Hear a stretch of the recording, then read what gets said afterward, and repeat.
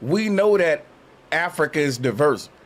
If their argument is we didn't know that Africa has cities, that ain't an argument, because FBA know that there is pretty cities in Africa. All right. The point is, when we bring up the slums in Africa and y'all try to say, well, people try to act like Africa ain't civilized or Africa ain't built up.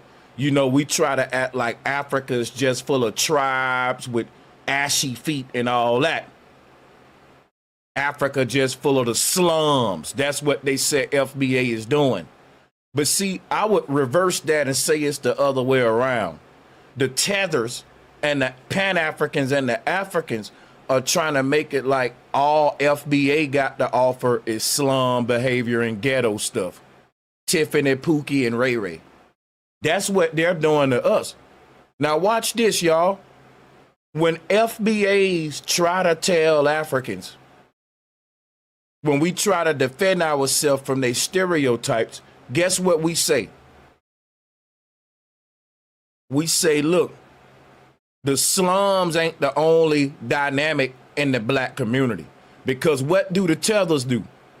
The tethers point at Pookie and Ray Ray and Tiffany and they say, that's all black people. FBA say, look, man, you got slums in your country too. Look at these slums. And when we show them the slums, they say, well, IShowSpeed is showing you the cities and the built up parts of Africa. As if there ain't no good parts in the black community. It's the same thing. So I just want it to be known. FBA knows that Africa ain't just limited to slums. But the reason we focus on the slums is because that's what y'all focus on. You see what I'm saying? That's right. The tethers don't come over here and say, hey, look at Julian Brown. Look at the young black people that's doing good. They come point out the bull crap. So when you do that to us, we do it to you. And what do you end up doing? Exactly what we've been doing, trying to point out the good parts of our community. So you ain't teaching us nothing. Like, we know damn well that Africa ain't limited to slums. Like, I hope that ain't y'all argument for real. This is called reverse psychology and flipping the narrative, family. And what I mean is, the whole argument has been Africans that move to America is saying that black people, right, are lazy, violent, ghetto, and they try to group all of us with the ratchet ghetto stuff. And they only point out the ghetto and the slums.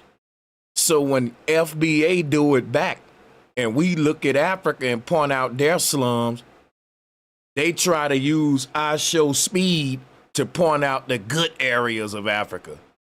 But that's the same thing we was doing. We was pointing out the good place, the good areas of America. You know what's crazy? It don't matter how many good upbuilt places in Africa, upscale cities that you show. The fact is, more Africans want to move to America than Americans want to move to Africa. I'm just saying. You can point out as many beautiful places in Africa as you want to. At the end of the day, more of them are trying to come over here than we're trying to go over there. And that's the point. None of this stuff that IShowSpeed is doing will change the facts, bro. And it's just a reach, and it's an act of desperation, if you ask me. Shout out to Fresh Always for being a member of this channel, and salute to all the channel members out there. I hope that ain't your argument.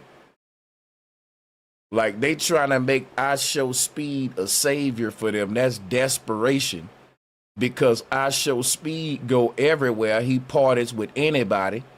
He is a minstrel show. He does gay stuff. He demoralizes the image of the black man for the white folks. The man be eating chicken and picking cotton on the video, but just because he went and showed his love to Africans, what does that mean? He do it to everybody. That man go to every country showing love and acting the same. So for Pan-Africans to try to use this ain't a one-up for Pan-Africanism. Pan-Africanism is supposed to be trying to teach black folks economic incentives on why we should move to Africa. Natural resources. What are the health benefits to me moving to Africa? You can't go into nothing like that because the Africans coming over here for all that. Even when you show us the built up cities, they still under somewhat oppression. They ain't as free as Americans. Otherwise, they wouldn't be coming over here. Not all of the Africans coming over here are from the slums. You acting like FBAs are saying that these tethers are Bushmen and Ashanti tribe. No. It's not the tribal people in the jungle that's coming to America. They happy in Africa, in the jungle. It's the people in the big cities that y'all pointing out. They coming to America. So I don't get how this is a W at all. Because the same big cities that y'all point out where you trying to say, well, look, FBA, this ain't the slums. Look, this is beautiful. We know that. But the Africans don't want to stay in them beautiful ass cities. They still coming over here. It's about the benefits. It's about the lifestyle. So we got beautiful cities too, but you don't see us flocking to Africa. You see them coming over here. So you still missing the whole point.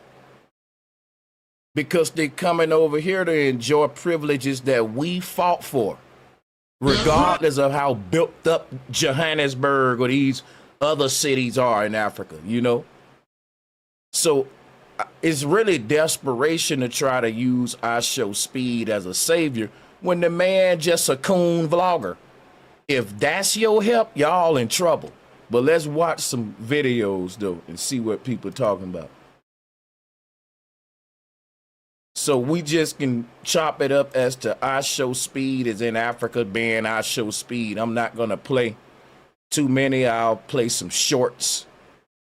Let's go and play some shorts.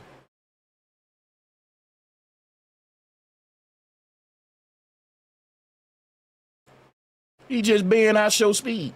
He ain't promoting Pan-Africanism or nothing. He doing backflips and pulling trucks, and y'all acting like it's a damn revolution. Like, come on, man. IShowSpeed proved you wrong. No, man, he just did another vlog in another country, man. It don't give me an incentive to want to go to Africa. He been to plenty other countries too, brother. I'd rather go to those first. And I'm just trolling for real. I'm trolling. I think Africa is beautiful. I think that it really, you know, is a place I would like to go to on my bucket list. But I'm just trolling. I'm just showing you how the Pan-Africans are so desperate, though.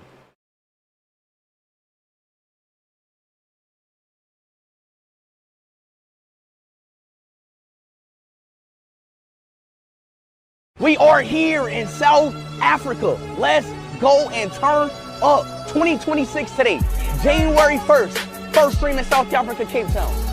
My bad. Shout out to my brother D-Dub exclusive.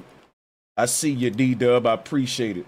IShowSpeed might be a kid from African heritage. Might be a tether. Let's get right. We are here in South Africa. Let's go. I ain't gonna call that man a tether.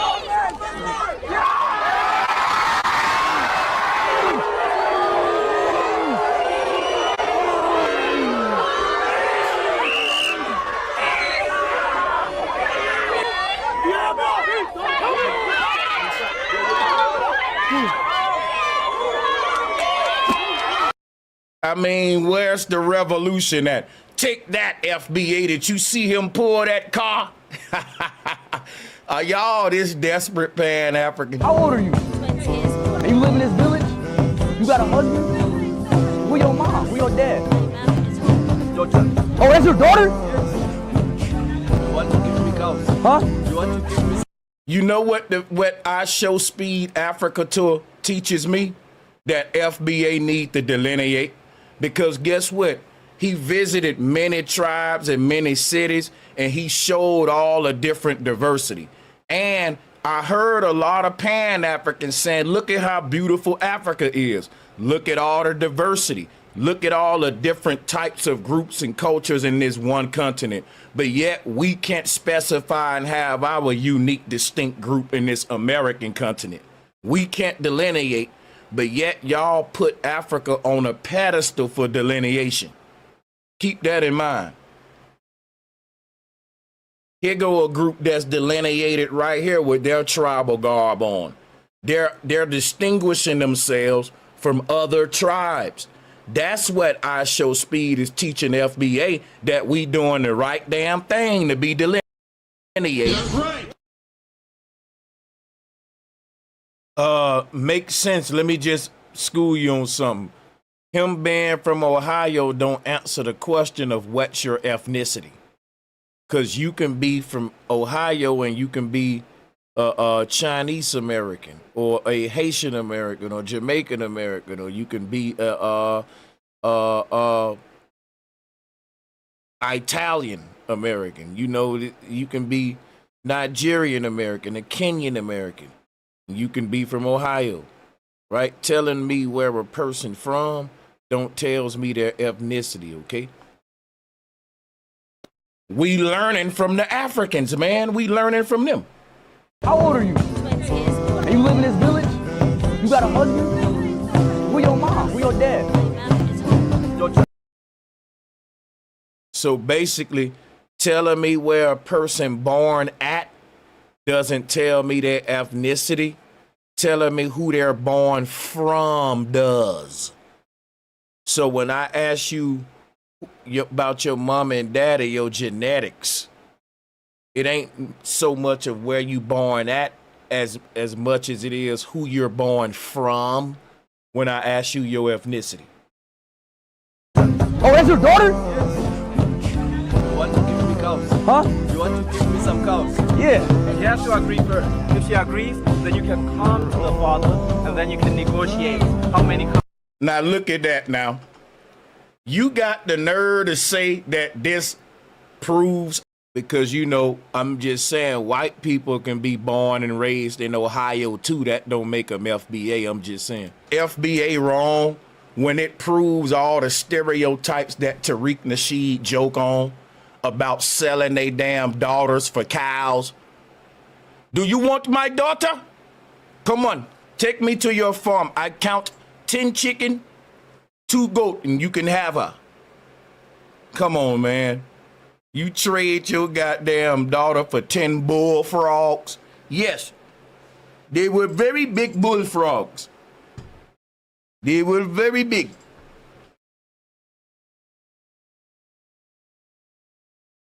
And I have another daughter, and I was thinking about maybe if you wouldn't have a kangaroo by chance, would you?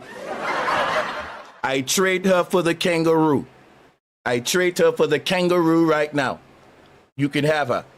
So y'all so desperate, you giving us more ammo, and I'm gonna take it. Like I said, the roast gonna be mild. The roast gonna be mild today, right? The roast gonna be mild, but it's still gonna be in the crock pot cooking, you know, pot roast.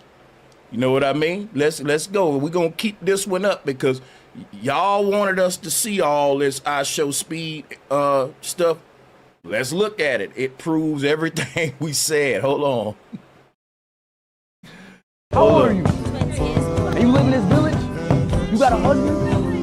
Who your mom? Who your dad? Oh, that's your... Oh, you look like you interested. Oh, you want her? Which one? Point to which one you want. You want her? Okay. Give me a gift card to Applebee's right now. You have her. Okay. I'm just saying, these folks be trading their daughters for some bullshit. 5 cows and 2 chickens? Come on, dog. Yeah, come on, let's look at it, man. Hey, listen, shout out to Africa, man. It's a mild roast. This is just is to me, it's not a W, man. Your daughter? You want to give me cows? Huh? You want to give me some cows? Yeah. She has to agree first. If she agrees, then you can come to the father and then you can negotiate how many cows you can pay so that she becomes your wife. How many cows do I have to give you And she don't have no say in the matter. She don't have a say-so. so I can marry her? This is the T word that rhyme with trafficking. 17. How much is 17 cows? This is amazing.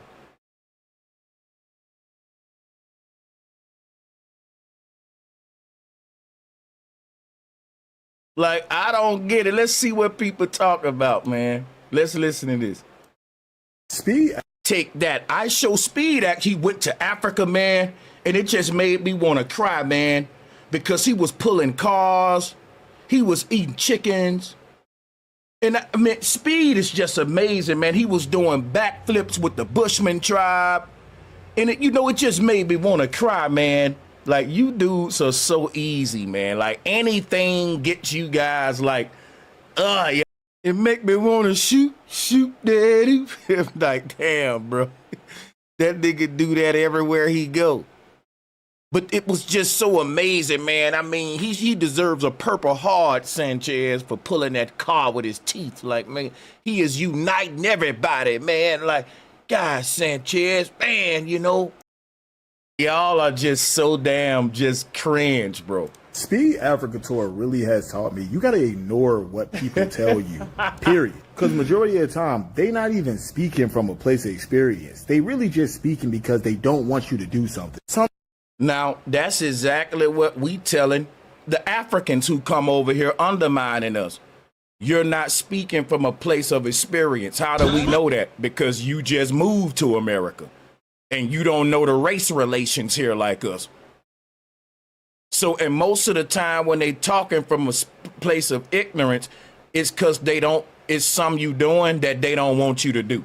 And in this case, it's put your foot on the white man's neck and delineate, which is what's allowing them to get the privileges that they like over here. But they want to stop us for doing that. Why? So they can cape for white zaddy. Even Professor James Small said that. We know that's the truth. Why wouldn't they just ignore us and say, well, look, we over here enjoying the benefits. Let's just keep our mouth shut and stay under the radar. No, we're going to come over here and prove to the white man that you can replace the niggas with us. And we're going to compete with the niggas. Like, we know what it is, bro. Right. You don't, like, everything, they doing reverse psychology, y'all, I'm telling you. They talking about black folks are just saying Africa is all slums. No, the Africans that's moving to America is coming over here saying that black folks are just all ghetto and slum type shit. That's why we're pointing out, hey, man, everybody got ghettos. We know Africa got nice places. Like, that's crazy that you even think that you're gonna tell black people how nice Africa is when ain't nobody been promoting Africa like us, man. That's right! That's right! Serious. I'm talking about ever since the Coming to America movie. Ain't nobody been rocking more dashikis and more Egyptian garb. I remember Nas had an album cover where he made himself an Egyptian pharaoh. Like, keep in mind, y'all are trying to tell the people who've been telling the world how great Africa is, just because we want to delineate. Just because we're doing to tethers what they doing to us. Only pointing out our slums and ghettos. We know Africa got nice stuff to offer. But when they come over here and act like the only thing black folks got to offer is BS, then we going just zoom in on your BS and your gangbanging and your fighting. Just like I can pull up gangs in Africa right now killing each other. I can pull it up right now. And guess what they gonna do? They gonna pull up some nice part of Africa to show me, hey, that ain't the only thing going on. So if that's true for them, why can't it be true for us? See, the narrative was never on Africa. It was on FBA. They the ones initiated the war against FBA, undermining us. And now they trying to play reverse psychology like they the victims and change the narrative and flip it. Peep what's going on, fam. Sometimes it can be coming from a place of just jealousy or just extreme dislike, but most of the time, it's just because they just... Now tell me these folks ain't jealous. Now, if both sides saying the same thing about each other, how do we know who telling the truth? This is how we know. Because the Africans are moving to America. The FBA ain't moving to Africa. You see, now that's how you know who telling the truth. Because think about it. If you telling me Africa is nice, Africa ain't just slums, guess what? You telling me Africa is nice, Africa ain't just tribal people in the jungle. Guess what though? The tribal people in the jungle ain't leaving Africa. It's the people in the nice cities that y'all showing us. You feel me? Your argument is, if you think Africa is just people in the jungle, you stupid, right? That's their argument. That's their argument. Their argument is, you gotta be ignorant if you think that Africa is just slums and people in the jungle. And no one never thought that, especially not Black Americans. We was telling the world how great Africa was ever since the 80s and 90s, damn near the 70s. It's really an insult that y'all acting like, look at Black people, we showing you that Africa ain't what you think. And we're like, wait a minute. We was telling the world how great Africa was. You forgot about that? See, this is how you change the narrative, man. Because remember, even though we was telling the world how great Africa was, they was shitting on us. Again, we was repping Africa when Africans was repping American flags and MAGA hats on. Come on now. We was rocking dashikis and Egyptian garb, and Africans was coming over here kissing the ground, repping American flags, patriotic. So you want to know who really jealous of the other one? Who got the reason to be jealous? We ain't going to Africa trying to get involved in what they doing over there. They coming over here to America trying to infiltrate and get involved with what we got going as FBA. So who would be jealous? The people that's trying to compete with you for your position, because obviously they don't like their position in their own land. That's right. So no matter how much you bring up about the greatness of Africa, the truth is that the Africans that's in the most built up metropolitan uppity cities in Africa, they leaving those cities. So when you come with the argument that FBA thinking that all Africa just Bushman tribe and slums, that ain't what we saying. What we saying is, if you want to bring up that argument like we thinking everybody living in the jungle in the tribe, no. The argument is the people that's in the jungles in the tribe ain't leaving Africa. They happy in Africa. It's the people that's you're trying to prove that's happy in these upscale cities that's being oppressed, and they trying to come over here. So when you bring up the upper parts of Africa, the metropolitan areas and all that, and you try to bring us out the jungle, you proving our point. Because even when you bring up those upscale parts of Africa, is more of them trying to leave those places and come to America than it is FBA trying to go there. So that means that the arguments FBA is making still stand, regardless of IShowSpeed go to Africa, if Casanat go to Africa, if Aiden Ross go to Africa. Y'all are desperate trying to live through these vloggers, and these vloggers are not a good role model for children. Y'all should discredit everybody pushing IShowSpeed over Tariq Nasheed. because IShowSpeed is toxic. He's corrupting the mind of the youth. And the boy represents so many stereotypes that they want to drive home about the black man's image. We're going to get into them in a minute. He's dangerous. And everybody that's pushing him. Now think about this. Why is IShowSpeed pushed so heavily? Because he's safe. He don't represent no voice that's speaking out. He's just doing backflips and cartwheels. He's a safe Negro. And that's what they want to push for the black man. A playful little dude that never grows up. Let me race you to the corner store ass nigga. And I ain't hating on him. I'm just saying let IShowSpeed be what he is. He's not a damn Malcolm X or a revolutionary. Quit being desperate and trying to put him there. He's a vlogger. And this just shows y'all desperation. Just don't want to see you actually improve. They don't want to see you expand your horizons, actually try out new things, maybe make a couple new friends. In a lot of cases, especially when it comes to like a whole lot of this internet stuff, people would rather see you remain stagnant than ever do anything else. And this is kind of like proof positive of that, because there's really people who, now granted, there's less of them, but there's people who genuinely did not want him to do this. And they've never even been to Africa, haven't really thought about going. And the few times that they did, it was to somehow disrespect everyone there. Even though from what I'm seeing, it looked like everyone there is just welcoming him with open arms. Bro just was in Mozambique. I'm learning a whole bunch of stuff about the whole continent. Off of just the... What? So you learning about Africa from IShowSpeed? Stupid. It ain't like he's with Nat Geo. Like, my thing is, this is such cap, because if you wanted to learn about Africa, it's literally FBAs, black people from America, that's not only living in Africa, but they're interviewing the tribes.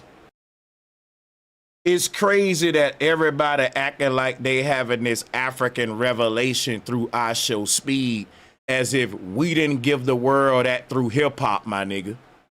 Africa Bombada. Like, didn't nobody bring the spirit of Africa like black people in America? That's right. Even more than the Africans. I know a lot of people don't like me saying this, but fuck it, man. Who cares what y'all like when the nigga telling the truth? It's the truth. It's history.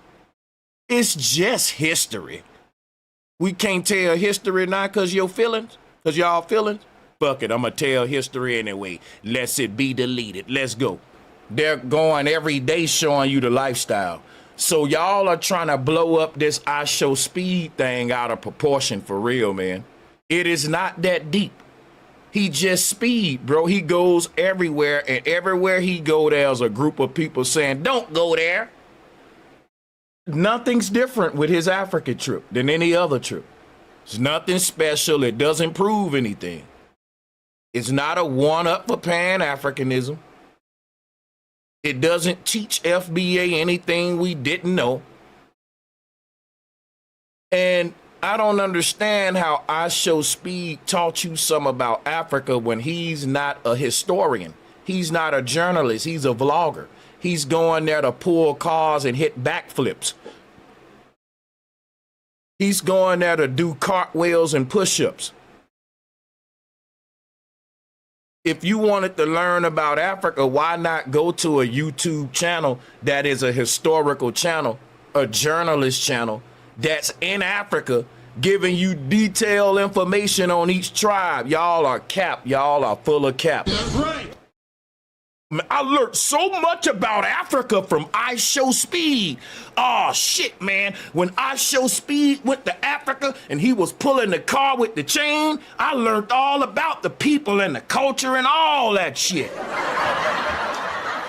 The few streams he's been there. So yeah, man, you gotta ignore a lot of the noise, man.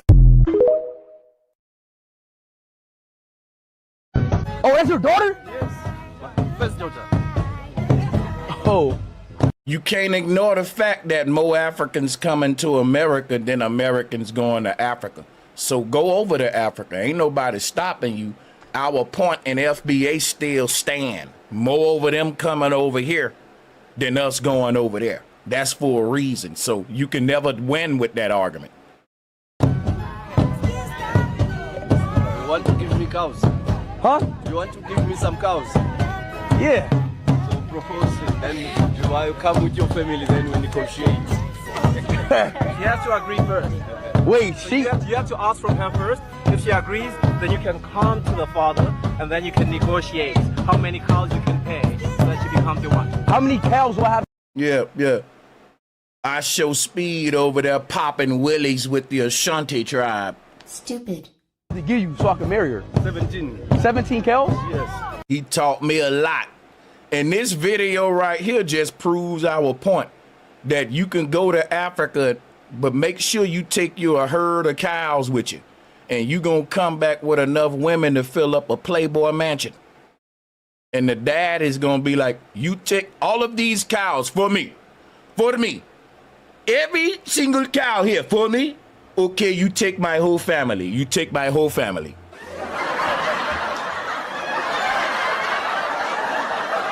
At first, I was just going to give you all of my daughters, but I did not know you was going to bring so many cows. I tell you what, you take my wife too and her mother, okay? You bring more cows, okay? And you can take me, okay? And then you take me, okay? How much is 17 cows? $250 a cow. $250 a cow? Yeah. 20 cows for $5,000. You want one wife or two wives or three wives? 15K, you get three. I want 10. 10 wives. How many do we have here? 1, 2. You can only have 6 today. Chad, this is insane.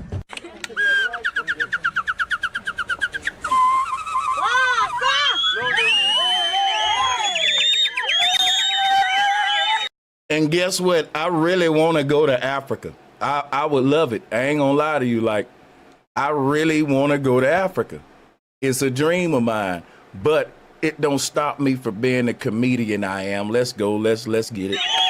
What the fuck? Oh.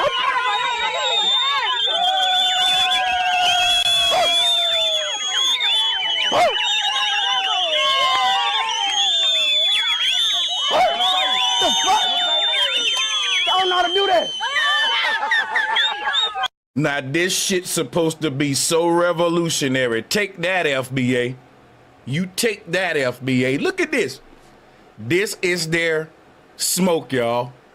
And they said that this got us furious, y'all. This got us mad, bro. It's just IShowSpeed, Ben. IShowSpeed. I don't get. They mad. Look at, cause IShowSpeed whistling, and he's flipping. Oh, look at it. So I can't do that.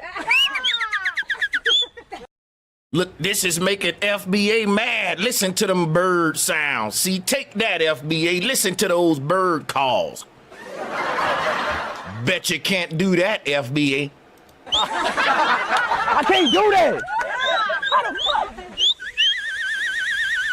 What the fuck? It's a crackhead in every alley that know how to do that. Y'all need to quit gassing these folks.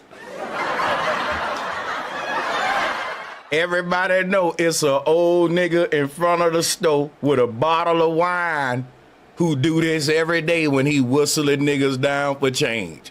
Why are they gassing these folks like pump number 7?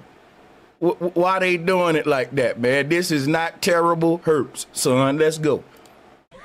Oh, shit. Nah, okay, all right, so he's showing off now.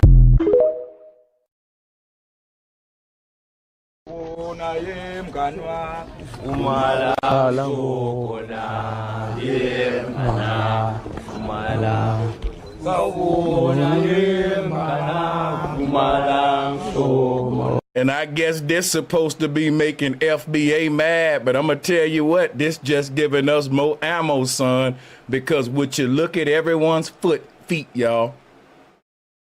This African over here got on some goddamn Wolverine boots. Now this is crazy because This is supposed to be some tribal stuff, but I can guarantee you that these Africans ordered that leopard print from Amazon, y'all. The one on the end do look like he got on some Ugg boots, though, with some socks right here.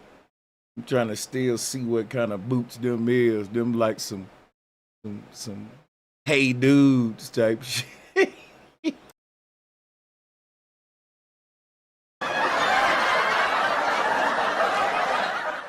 Now, if y'all think that they hunted down a leopard and turned that leopard into a skirt, you a fool. Because this dude over here got on some Reeboks and some footsie socks.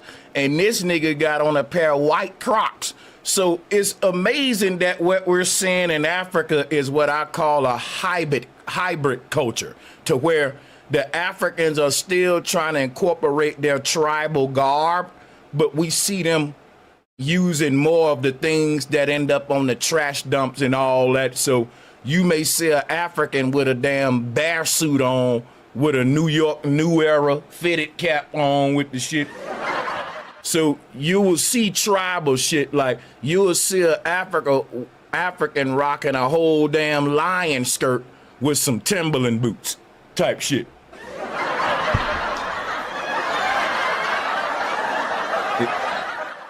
That part.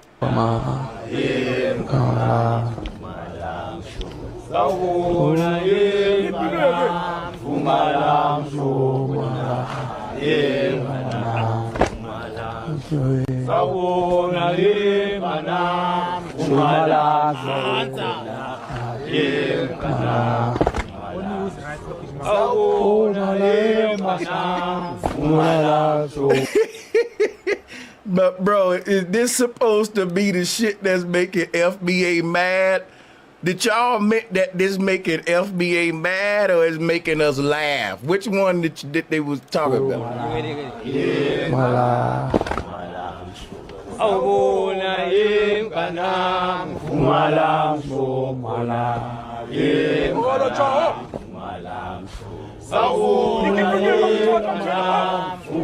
Ain't none of that got shit on First Street Baptist Church choir, my nigga. So it's still FBA over here. Like, I hear them and they harmonizing good. It sound good. But I'm gonna tell you, it ain't fucking with FBA.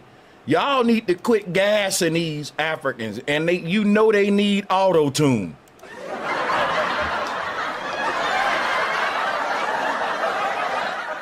Let me show these Africans something about FBA. Watch this. Let me show these Africans something about FBA. See, y'all hear the Africans play it. Now let me let you hear this FBA shit. Come on. FBA versus Africans. Dreadlocks. With a bomb box that on semi. FBA versus the Africans, y'all. Now, let's hear the African music first. We gotta do this thing right. Fair and square.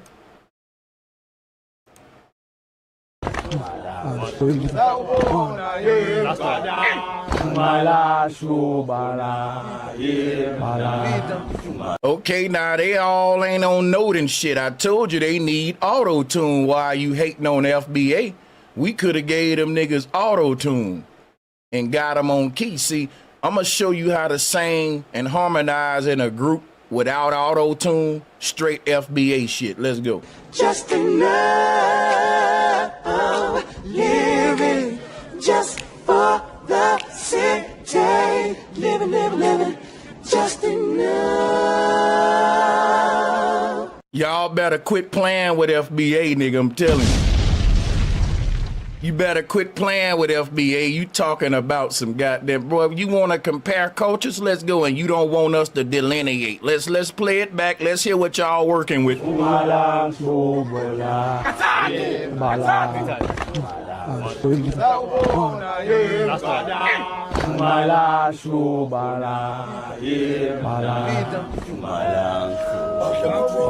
Sound like the Brotherhood Choir at some old ass Baptist church in West Virginia South Carolina and back down deep in the wood, Appalachia somewhere, little bitty little church. That's what they sound like, son. The Brotherhood Choir, and it's 4 niggas in the choir with a bottle of Thunderbird, and they all over 65. Let's go, son.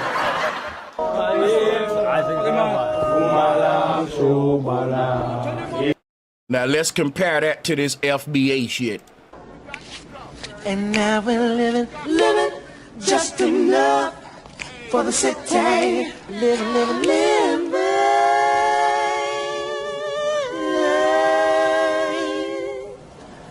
For the New Jack City. Come on now, you ain't fucking with that, bro.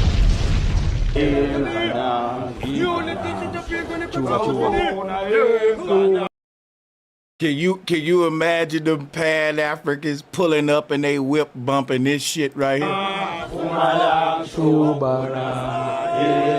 With they dashikis on and they Cadillac pulling up to the event, they like, oh, there go goddamn Brandon and all them niggas pulling up. How you know? Listen to the music, nigga.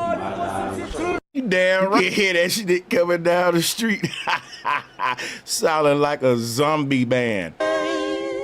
It sound like a... For the New Jack City. Oh, come on shit. Now, you ain't fucking with that, bro. If zombies had a... Listen, guys. If zombies had a band... Listen, if you had an all-male zombie choir... Hey, if you had an all-male zombie choir, this is what they would sound like.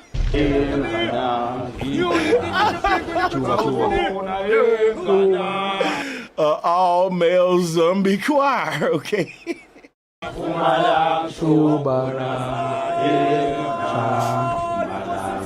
You damn right we got more soul. Michael?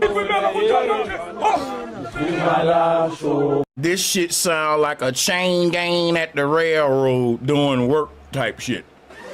It does not sound like you really care, son. This does not sound like you really care, son. Let's go.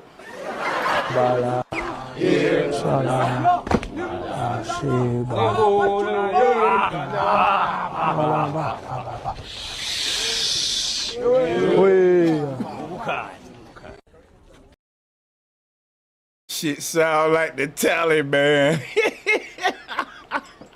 That shit sound like the Taliban, buddy.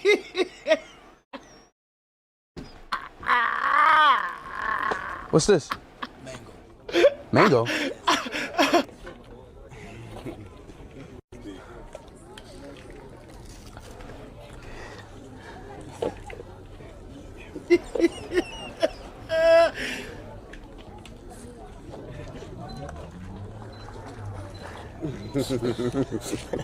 What color is this? Green. Yeah, that shit sound depressing. It sound like they marching a nigga to the slaughterhouse. Yo, if I went to Africa and they start singing that motherfucker, I start shitting on myself. I think a nigga about to come from out the back with a painted face and some fireballs like, we about to sacrifice this nigga.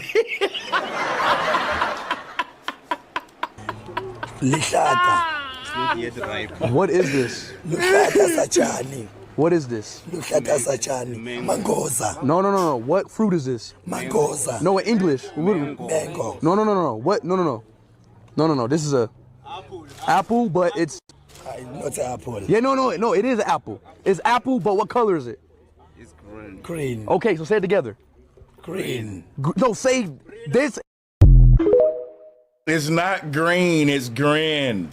You know, like grin, like when you crack, like grin, you know, the shit that's just beneath a smile, you know, like grin. Because Africans can't do the hard vowels like O and E. Like that's too fucking, it hurts the back of their throat when they try to do that shit.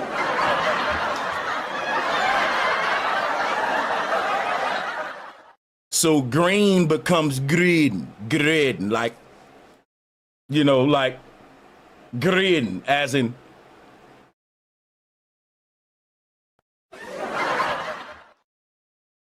Yeah, what color is this? Green. What's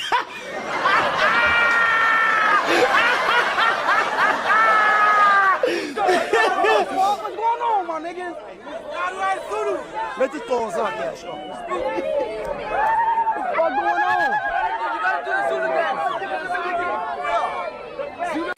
Now you know what IShowSpeed look like now? Tell me he don't look like I'm gonna get you sucker, the nigga who had the fish in his shoes. Watch this. I'm gonna show y'all what I'm talking about. Watch this. Look at what IShowSpeed wearing.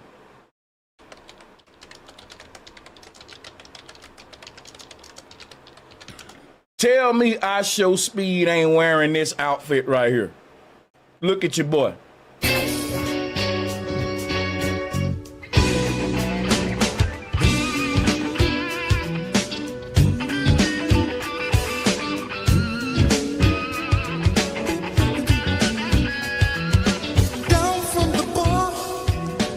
Look at your boy IShowSpeed, bro.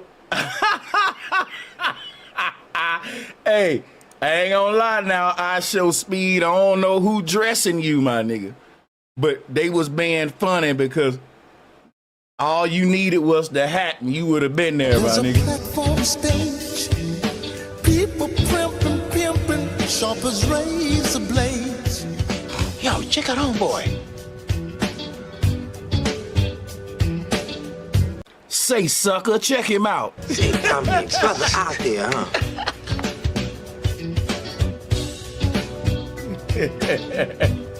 Say, check him out, sucker. His shoes. Girl, he must be a rock star. The brother's walking on an aquarium. Say, brother, do you get nosebleeds way up there? Maybe it's his dinner. No, man. Hey, homie, you expecting a flood?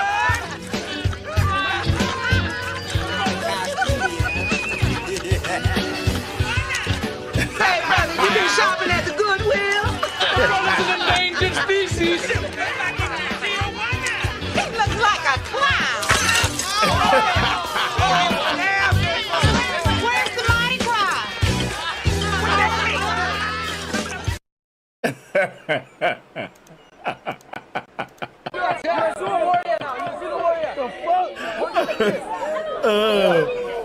Oh shit. Oh shit.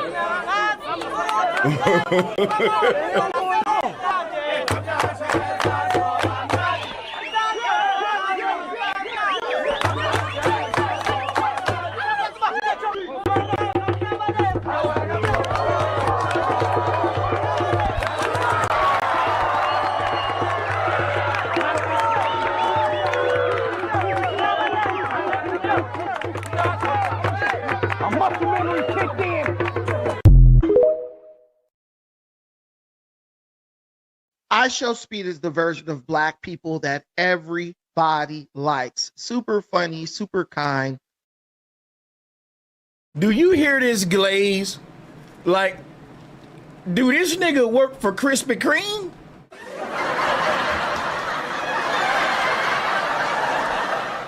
Your boy gotta be working for Krispy Kreme.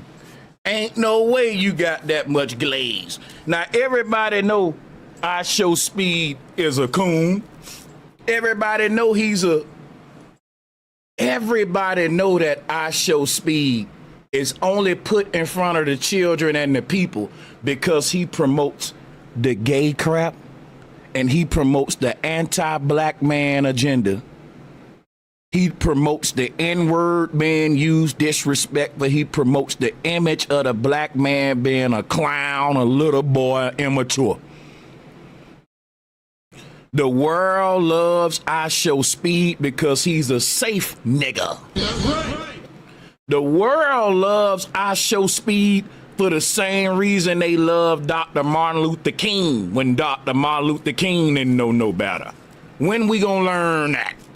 When we gonna learn that the world only loves the playful, silly, safe nigga. They don't like the Khalid Muhammad's.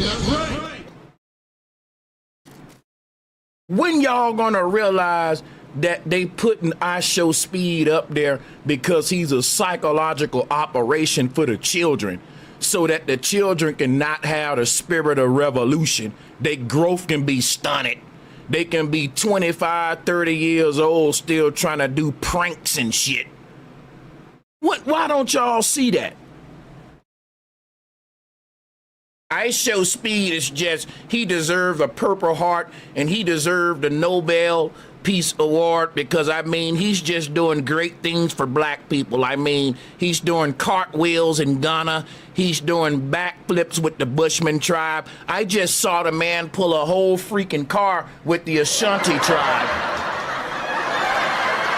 Warm, welcoming, polite, hella athletic. He ain't no punk. He's a tough dude and he's adventurous. So why are people like Tariq Nasheed and his FBA minions in the comments on IShowSpeed IRL Africa streams steady attempting to sow hatred and division among black people, all in the name? That's a damn lie. Because I'm going to tell you something. If that was FBA people in the comment section hating on that shit, you don't think they would put the comments up there? Come on now, people. They would screenshot the comments and say, look at all this hate. I'm going to tell you what I think. I don't think FBA people was giving a freak about it, and that's why they had to go out their way to try to make it a nothing burger. What this proves, though, is that IShowSpeed did something in Africa that none of you Pan-Africans did. Now, this really don't make FBA look bad. It kind of shows you how lazy and how non-serious Pan-Africans are, because IShowSpeed shouldn't have beat y'all to this. Y'all are living vicariously through IShowSpeed because he's doing something none of y'all ain't done. And y'all supposed to be the Pan-Africans. He ain't a Pan-African. He just a backflipping vlogger. But y'all trying to live through that man work. Why don't Brandon go to Africa and hug and embrace on these tribes? Don't he love Africa? See, this don't make FBA look bad. It puts the pressure on you black Pan-Africans in America who just talking for real. Because it ain't like IShowSpeed over there promoting Pan-Africanism. He over there promoting his brand. And he's not doing your work for you. And they're trying to force this man's own work on them. Like, that's lazy. They so desperate. They're trying to take IShowSpeed, which is just a young man who has fun everywhere he go. That's right. Just like he had fun in Africa. Ain't nobody hating on that, because what do you expect? If IShowSpeed go to Africa, he's gonna be him. He's full of energy. He always smiling. He never get tired. He gonna hit 100 backflips. The man pulled the whole car. I'm joking on it, but you saw it. Wherever he go, he's gonna make the people there be glad that he came. Y'all are just making this into some FBA Pan-African stuff because he go everywhere. And FBA don't just talk about Africans. FBA talks about Asians and all these different other groups too. IShowSpeed went to Asia. You didn't see a bunch of Asian Americans saying, see, take that, FBA. Look at IShowSpeed right there in China. No. Everything we say about Asian people who try to undermine FBA still stands regardless who goes to Asia. Everything we say about African tethers who try to undermine us still stand regardless of Casanat go to Africa, regardless if IShowSpeed go to Africa. I don't care which vlogger or gamer goes to Kenya and do backflips. It don't change the arguments and the points that we said about y'all enjoying the benefits that we fought for while undermining us, Brody. Now let's get it. Of delineation, which they said was in the interest of receiving reparations, that have all but been totally proven to be a fantasy, and we can bet everything in the bank that they ain't coming no time soon. But I don't understand why they think we're waiting on reparations.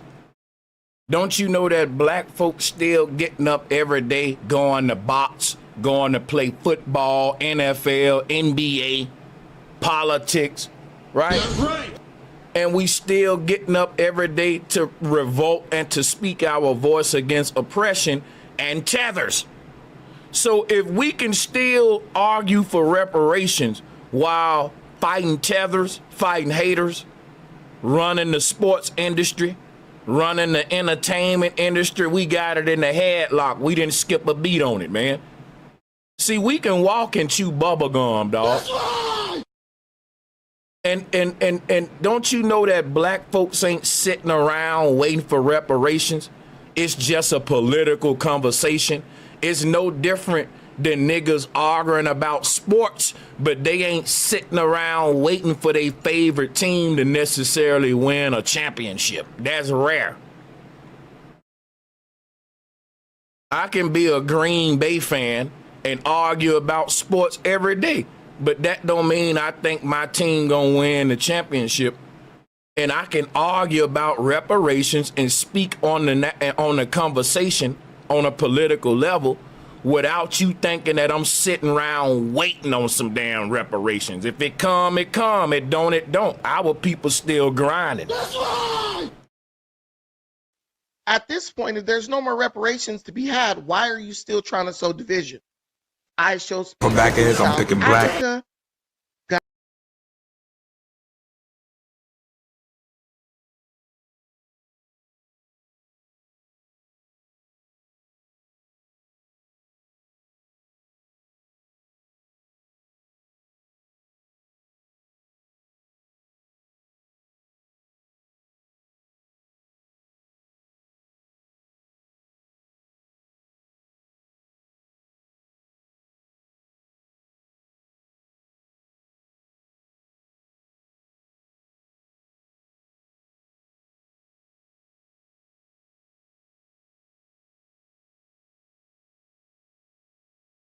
I can be a Green Bay fan and argue about sports every day, but that don't mean I think my team gonna win the championship. And I can argue about reparations and speak on the conversation on a political level without you thinking that I'm sitting around waiting on some damn reparations. If it come, it come. It don't, it don't. Our people still grinding. That's right. At this point, if there's no more reparations to be had, why are you still trying to sow division? IShowSpeed was in South Africa, got so much love. He had the groupies out. He had the fanatics out. He had the daddies out trying to sell their daughters for cows. Don't nobody care that IShowSpeed would show love in Africa. He showed love everywhere. The thing what we talking about is Pan-Africans are not shown love in Africa. That's right. Just think about that, bro. Think about what I just said. Pan-Africans are not shown love in Africa, and Professor Smalls even said that. So yeah, the Africans will show gamers and vloggers love before they show you niggas in America love who talking about you're Africans. Now that ought to be a slap in your face, sir. Talking about IShowSpeed was shown love in Africa, but you as a Pan-African man going there looking for your tribe gonna get laughed at. Yeah, they want to show a nigga love who coming there doing backflips and motherfucking pulling on cars. Soon as your fat ass show up in a dashiki, they gonna laugh at you. Talking about you one of them. They gonna ask you what tribe you from.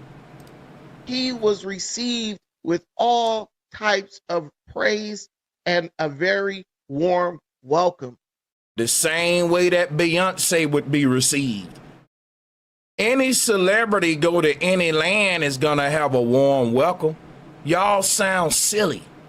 How can someone continue with the narrative that they don't like us? Bro, no one is saying that they don't like us. What we're saying is that the Africans that move to America delineate and compete with blacks. So that ain't what we're saying. He's lying. When we say they don't like us, we talking about the Africans that's moving to America. The Africans that's happy on their land, they ain't even concerned with black people. That's right. And if any celebrity show up, they gonna be happy. If the Red Cross show up giving up bottled water, they gonna fucking be happy. What are you talking about? If Coca-Cola show up giving out free lunches, they gonna be just as happy as if Casanat show up. Listen, bro, if Sexy Red show up in Africa, the Africans gonna be happy. Listen, bro, if Drake show up in Africa, the Africans are going to be happy, you dummy. But if you show up, they ain't gonna be happy, nigga. Right. They gonna say you're not one of us. But everybody likes celebrities, but everybody don't like Pan-Africans. I guarantee, and I'm telling you now, Professor James Small got a whole video talking about how Africans mistreat blacks. And he was mad that FBA was replaying that. But it's the truth. When you go over there, you are not gonna get treated like Casanat and IShowSpeed. This is stupid. Any celebrity anywhere gonna get treated that way, bro. But we're not. Listen, if IShowSpeed show up in Brooklyn, they gonna treat him the same way, you big dummy. That's right. And guess what? If you show up, they gonna be like, who the hell are you, fat boy? Right, this is just normal human behavior. Y'all acting like the Africans are Pan-Africans and pushing what y'all pushing, but they're not. They just happy to see a celebrity. Simple. Y'all making it some more than what is really not. You blowing it out of proportion, but it's just people that's just happy to see a famous celebrity. That's it. Seeing on live stream the absolutely incredible outcome of IShowSpeed showing up to South. And it show you how desperate they are, because IShowSpeed got so many videos where he's making fun of the black race. He's cooning, right? He got streams where he's involved in suspect behavior for these white folks, for the Aiden Rosses and all them, you know. Everyone know that IShowSpeed is toxic for a young man. Like, if you got a young boy, you don't want them being an IShowSpeed fan. That's just facts. Because he promote a lot of stereotypes and things that's just not good for the image of a strong black man, which is why IShowSpeed is put on a pedestal, because they rather the world think of the black man in a playful, immature way than a strong image of a black man that's really serious and bout his on some FBA shit. So think about that. The Pan-Africans rather promote IShowSpeed than Tariq Nasheed, and you telling me that these niggas got our best interest in mind? They rather support a man that eats KFC. KFC gave him a lifelong free membership to free chicken. Because why? It ain't that they like him and all that. It's just a joke, a racist joke. Black man eating chicken. And IShowSpeed show up and they have a bucket of fried chicken for him, and he gobbles it up and just licks his hand and act like a damn clown. He showed up on one show. The white dude gave him a bow of cotton, a bouquet of cotton. And IShowSpeed took the cotton as a gift and started picking it for the white man. He didn't check him. And you want to know why the world like IShowSpeed, but they don't like Tariq Nasheed? And you want to know why I said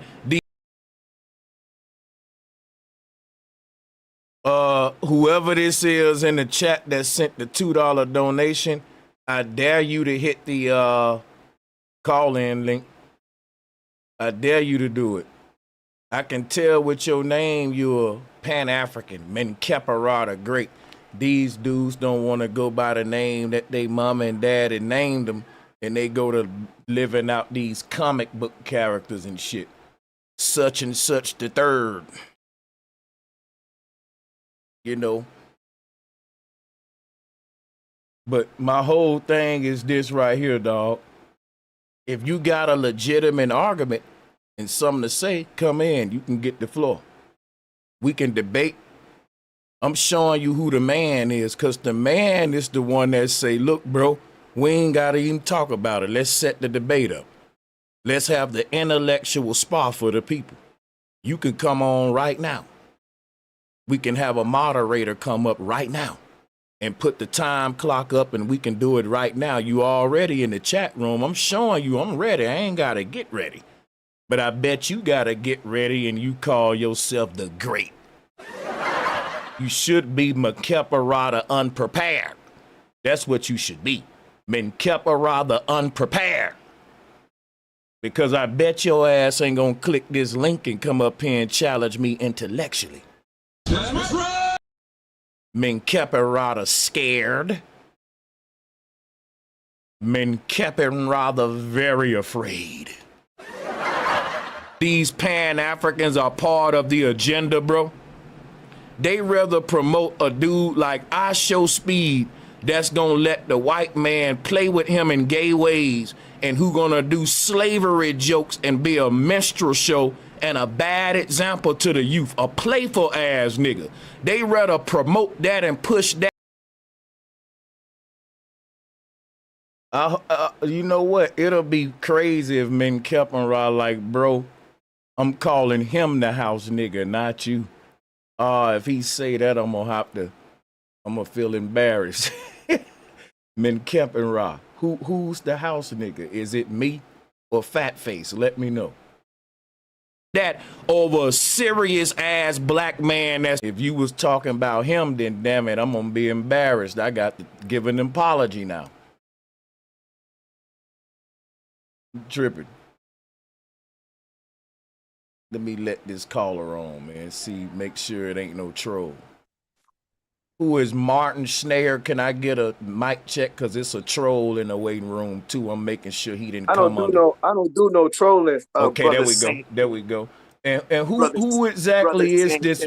Now, hold on a second. Because there's a gentleman in the chat room that I'm looking for. His name is Menkeperata. Is that you? That is me. Okay, I was just making sure your name was different.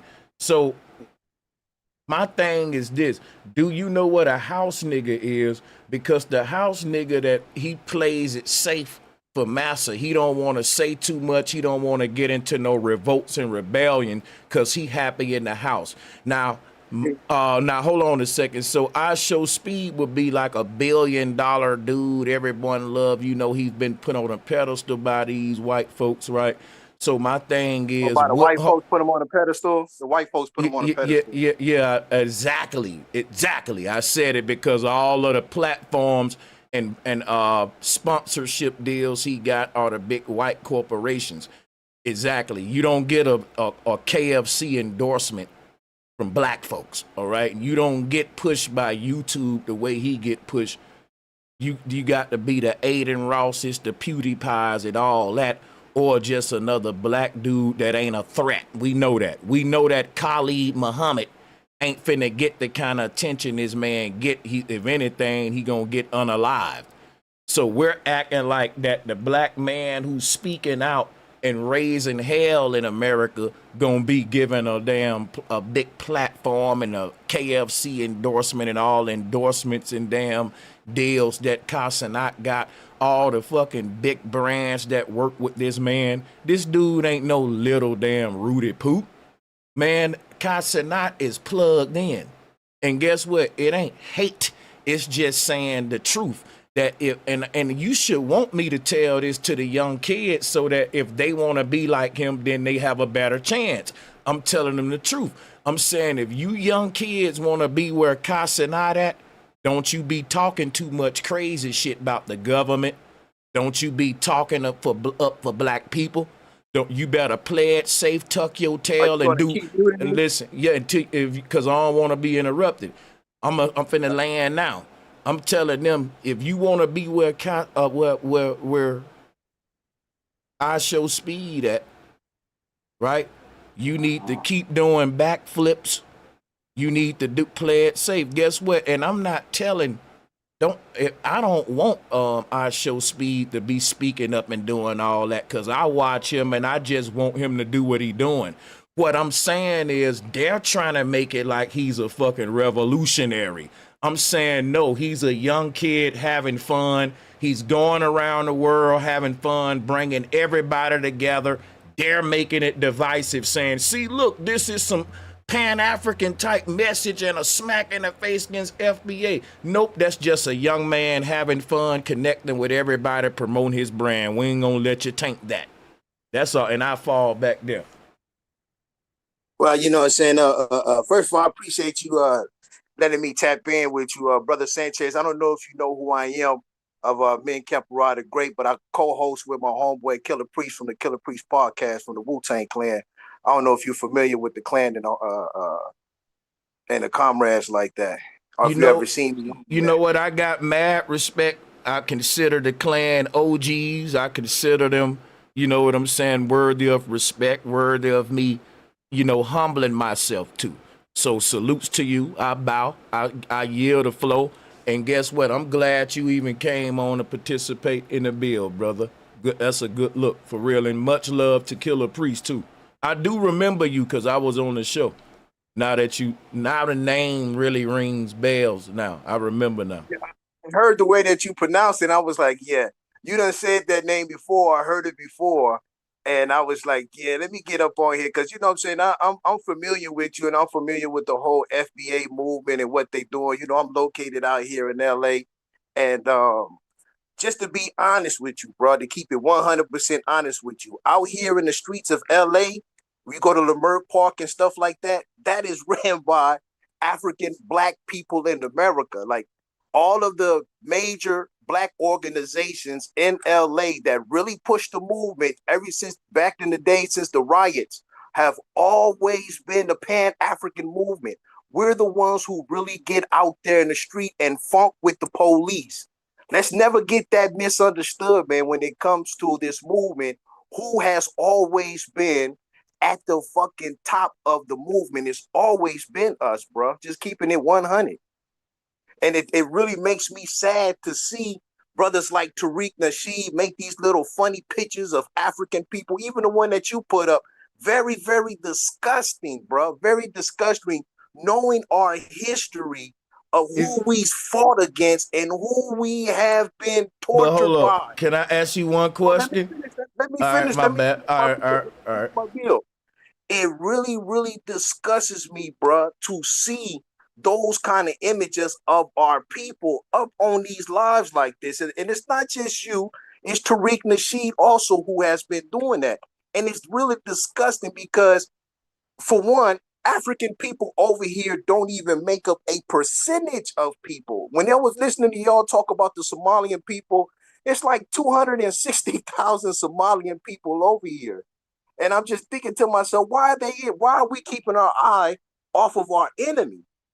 And why are we going to sit there and let them divide us for whatever reason? You know, with the red, white, and blue flag of the FBA flag and all of that, you know, which is just nonsense to me. But I always like to point out to people, if you get a chance, go look at the National Security Memorandum 46, which speaks on the United States government working to divide African Americans and African people so that they can go over there and get all the trade deals while we sit over here in poverty. I don't think they're dividing us. I think the Africans that come over here are dividing us. What I would say to that is this. It ain't the Africans that's in America that they got to worry about when they over there ripping that land of resources, because those Africans ain't there to fight for their land. The Africans that stay on their land, those ain't even the ones that question here. It's the ones that come to America and undermine us and compete with us, right? That's all we're saying, and that ain't even all of them. It's just if the shoe fit, wear it. We speaking to a specific group. Brother Sanchez, let's just be completely honest, man. Like I said, African people don't even make up a percentage over here in America, brother. Let's just keep it real. They're not even 1%. But see, my whole thing is this. Jewish people don't either, but when they're given a voice on a big platform to undermine a group, it can be very effective. Just like Marcus Garvey, right? It wasn't a lot of his people over here. He was the minority, right? But he came over here and controlled the narrative in his time over all the foundational Black American men of that time. And they pushed him for a reason too. He didn't control the narrative. He ignited our people. I mean, anybody that ain't what he did though. Brother. No, let me finish. Now, anybody who's ever read Malcolm X's book and known about Malcolm X's daddy, who was part of the UNIA, know how very, very important that man was to the Black people struggle, who didn't even have a voice at that time, who were getting lynched and murdered all the time, and only had that man voice to speak for them, to tell them that Black people are beautiful. When everybody Hold on. Can I ask you a quick question? Them that Black people were ugly. When you getting, but see, that's my thing. Like when we're getting beat on in the street, and we got brothers rising up, getting militant, and then you making it like a person telling us we're beautiful is doing. So okay, that like you're beautiful. That's it. Like you acting like I was. Hold on. I'm gonna land here. You're acting like our self-esteem was so low as a people that we needed an African who ran from his own land to tell us how beautiful we was, right? And I know for a fact, Brother Sanchez, you not sitting here speaking bad on Marcus Garvey. I'm just telling the truth about him. Did he not leave his land? Was he not banned in his land? And he got more shrines in England. He got more shrines in places of dedication in the UK and England than his land. Listen to me. I know for a fact, bruh, and this would trip me out. And I'm just going to say it 100%. You, I, none of these other Black folks can hold a candle to what Marcus Garvey did. That's your opinion, but I'll let you have it. That's my opinion, because I'm going to tell you why. The times and conditions of our people back then, in Jim Crow era and segregation, a lot of our people were scared to even speak up. When I speak on people like Martin Luther King, man, who were locked up 35 times just to have the voice to be able to speak. You go speak on a man who risked his life every single day for our people to give them information to unite us in times when we were slaves. When we were slaves, brother, yes, when you talk about we were dead downtrodden, yes, we were slaves. It's only been 2 generations, brother, that we have been free. It's only been 2 generations that we have been free. Only been 2 generations that we've been free. We just got up out of segregation, bro. Segregation was slavery. So to sit there and talk about our heroes who have helped to emancipate us, to me, is disgraceful within itself also. Can we just say your heroes, though? Yes, my heroes, yes. And any other smart, intelligent Black person whose people have been enslaved in this country, you should also look at a man telling me I'm beautiful when I'm getting beat the hell up ain't really helping me a lot, but I'll let you land and I'll respond. Well, the thing about it is, he just ain't tell us we was beautiful, brother. You're being sarcastic now. Just keep it 100. I would like for you to tell me what he did. I like to hear tangibles and stuff. Oh, you sound like I just sound like the people in St. Louis, the show me state. You The sound show like me the state. repeat of Let me ask you something. Are you familiar that they call people in St. Louis the show me state people? Yeah, I'm very familiar Okay, about that. because And you people say in St. tangible, so let me Louis, give you a yeah, tangible. Hold because on, let me people, give you a yeah, tangible. Let me give you a tangible. Marcus Garvey had still to this day the biggest black organization in America that we have ever seen. that He ain't was the telling me only what he one. did for us, because the church is an And what you mean organization when you too. tell him what he did? The man unified us as a people. That That ain't is that. a tangible, I man. You don't might not look understand at that. that as being Can I intangible, ask but the you man something? unified us as So a people. if we gonna give Marcus Garvey credit for galvanizing blacks as a people, why can't we do that with Tariq Nasheed and FBA? That's another question I would because have. he's calling division. He's not galvanizing people. Well, do you It's think a it's big difference. division? Think about this. It is Don't division. listen. Think about this. Don't we want to divide ourselves from Africans that don't want to be part of what we got and they want to wear red MAGA hats and talk shit about blacks? Because think about this, Martin, just for 1 second. It ain't that we just want to divide ourselves from Africans who undermine us. We want to divide ourselves from other black people, right? That's working for the white man and that's undermining us. I think that every group should do that. You should get the people from around you that ain't got y'all agenda as a group at play, because you can be compromised. Like I was in the military. That should just make sense. Even if you from the streets, you should just be able to respect that. You know what I'm saying? And even when you brought up Marcus Garvey, I didn't even push back at that. I said, okay, what Marcus Garvey was doing is what we're doing now. I saw the similarity. So I let you have that one. But it's like, damn, so we can't do it in 2026? That's where it becomes a problem. Well, listen, and let me just keep it way 100 with you, brother. I've been in the Pan-African movement, man, for 15 years plus. You know what I'm saying? Been out here marching in the streets of LA with the Black Riders Organization, with African Town Coalition. You know what I'm saying? Really putting in work in the street. You know what I'm saying? I got excite writing charges. I was locked up for 11 years for robbing the bank. I commend you for all this, my black brother. This is good stuff.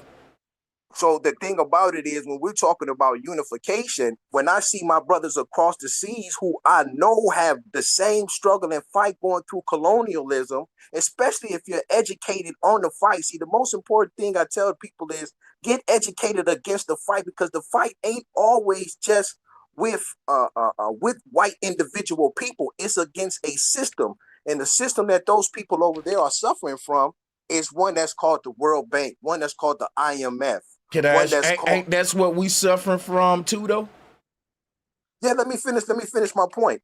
So the thing is that I have a common bond with those people over there because we're fighting the same fight. We're all trapped in the diaspora, which is what Marcus Garvey was all about, uniting our people. So if that's true, let me finish. Okay. Uniting our people clear across the board so that we all work in unison. But the thing about it is that when we come together with a flag that says red for the blood of our people, black for the skin of our people, and green from the land that we come from, and gold for the land, for the riches up underneath, why would somebody come and try to take that away and now come out with no a flag? One's trying to take that. No one's trying to take that away. Let me finish. Try to come and bring up a flag that's red, white, and blue and says FBA on it. I'm trying to answer you though, brother. You got to let me at least answer that. Okay, what I'm saying is this. Got a red, white, and blue flag now. Okay. So listen, the red, black, and green flag. Please just let me explain. It is the flag of black nationalism. That is a flag. The black nationalist movement is basically ran by Pan-Africans. And the thing, ain't nothing wrong with that. The thing that y'all missing about FBA is that FBA is all for the RBG. We ain't against the RBG. It's just that not all of our people are from Africa. The RBG flag is a flag that represents the black man's unity with Africans, like what you just said. But the FBA flag is just a flag that just represents us as a group. For example, right? Every other African got like a Nigerian flag, Kenyan flag, Lebanese flag. They got their flags, just like FBA, right? and they respect the RBG. You can do both of that. This is what flags are for. They represent local groups, national groups, unities, bonds, treaties, all that. So just like you said, FBA never undermined the RBG, but the people with the RBG undermine FBA. That'll be like FBA telling Africans, you can't rock your Kenyan flag because you only gonna rock the RBG. You can't claim Nigerian. You can't have your Nigerian flag and Nigerian culture because we all just gonna be RBG. That's unreasonable. That ain't even right to do. So if it ain't right to do with them, why is it right to do with us, man? I'm just asking for fairness, bro. Like, I wouldn't be behind nothing that wasn't right, man. I thought this through, and it just ain't right that a group ain't able to delineate. That's why I'm fighting for it. It is inhumane to deny any group the right to goddamn delineate, man. Even gays got that right.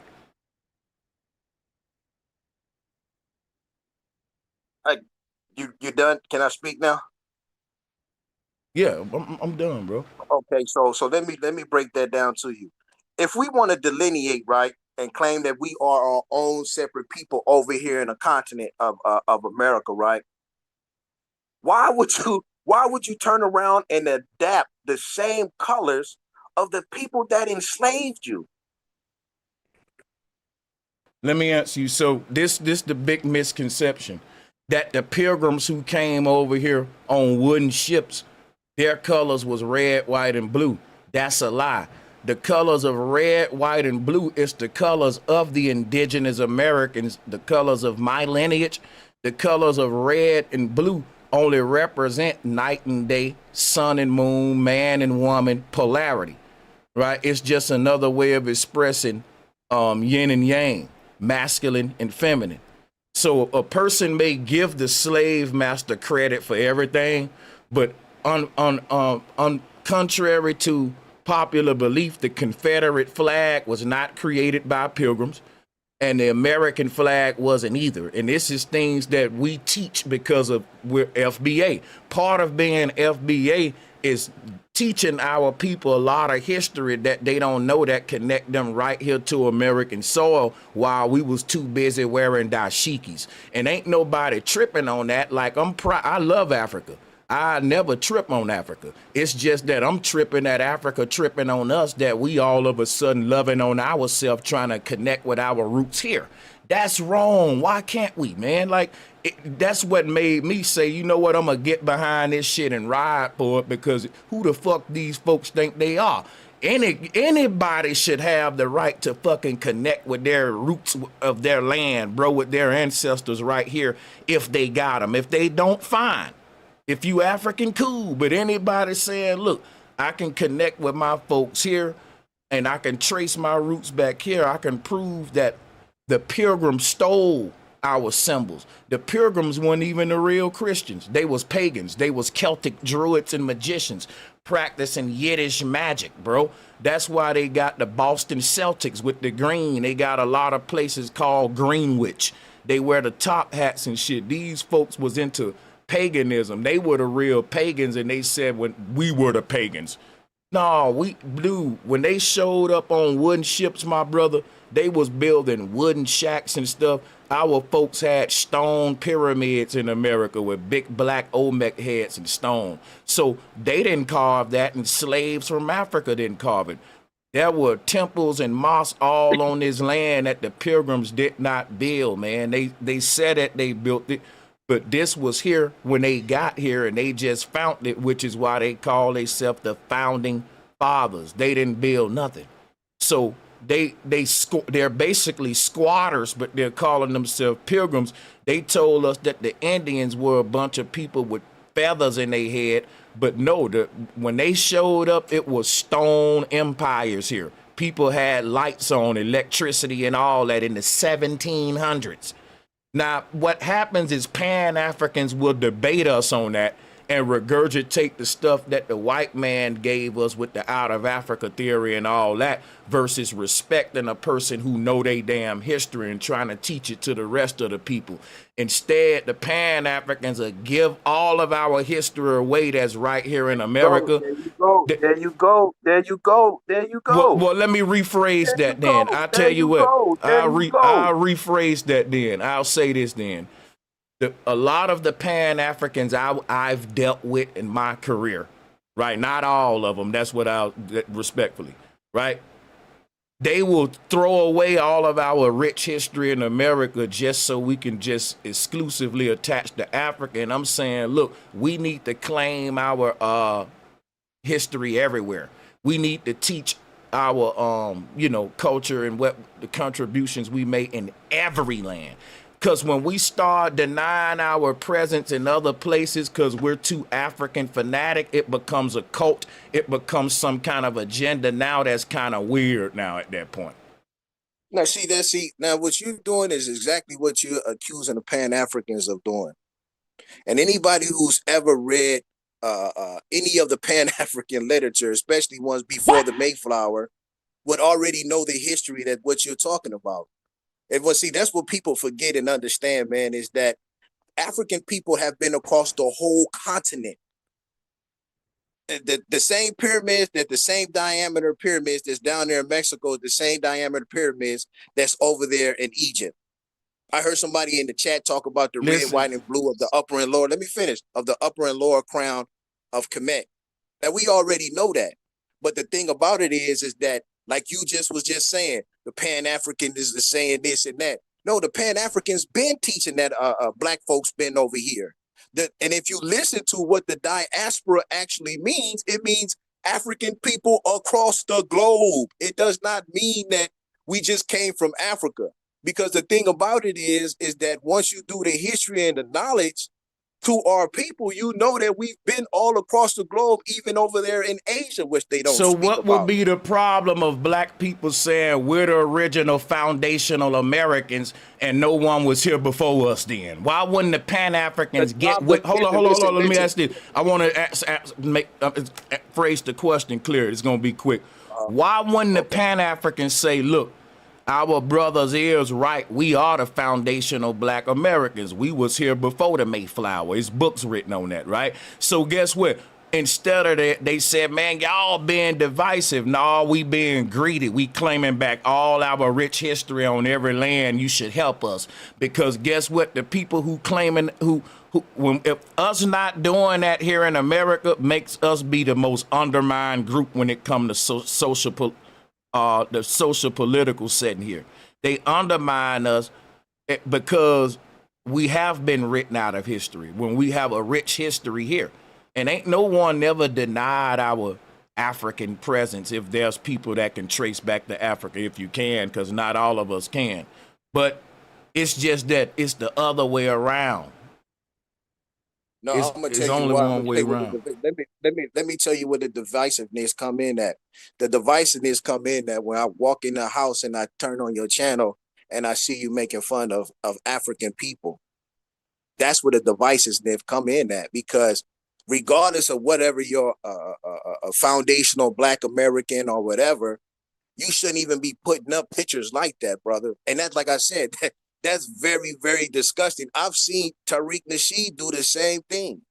Sit there and push the white man's propaganda of African people being barbarians and uncivilized. And then you sit here on your show. Let me finish. And then you sit here on your show when black people are trying to express to other black people, like, no, listen, it's okay to rock with the African people. They don't hate you. They love you. I know that. Let me finish. So when Pan-African people point that out, here you come on your show trying to lessen it and act like, oh, this ain't that, because I listen very, very well. And I listen to all the FBA organizations sit there and talk bad about Somalians, sit there and talk bad about Nigerians, sit there and talk bad about Jamaicans. Let me finish. Sit there and talk bad about Haitians.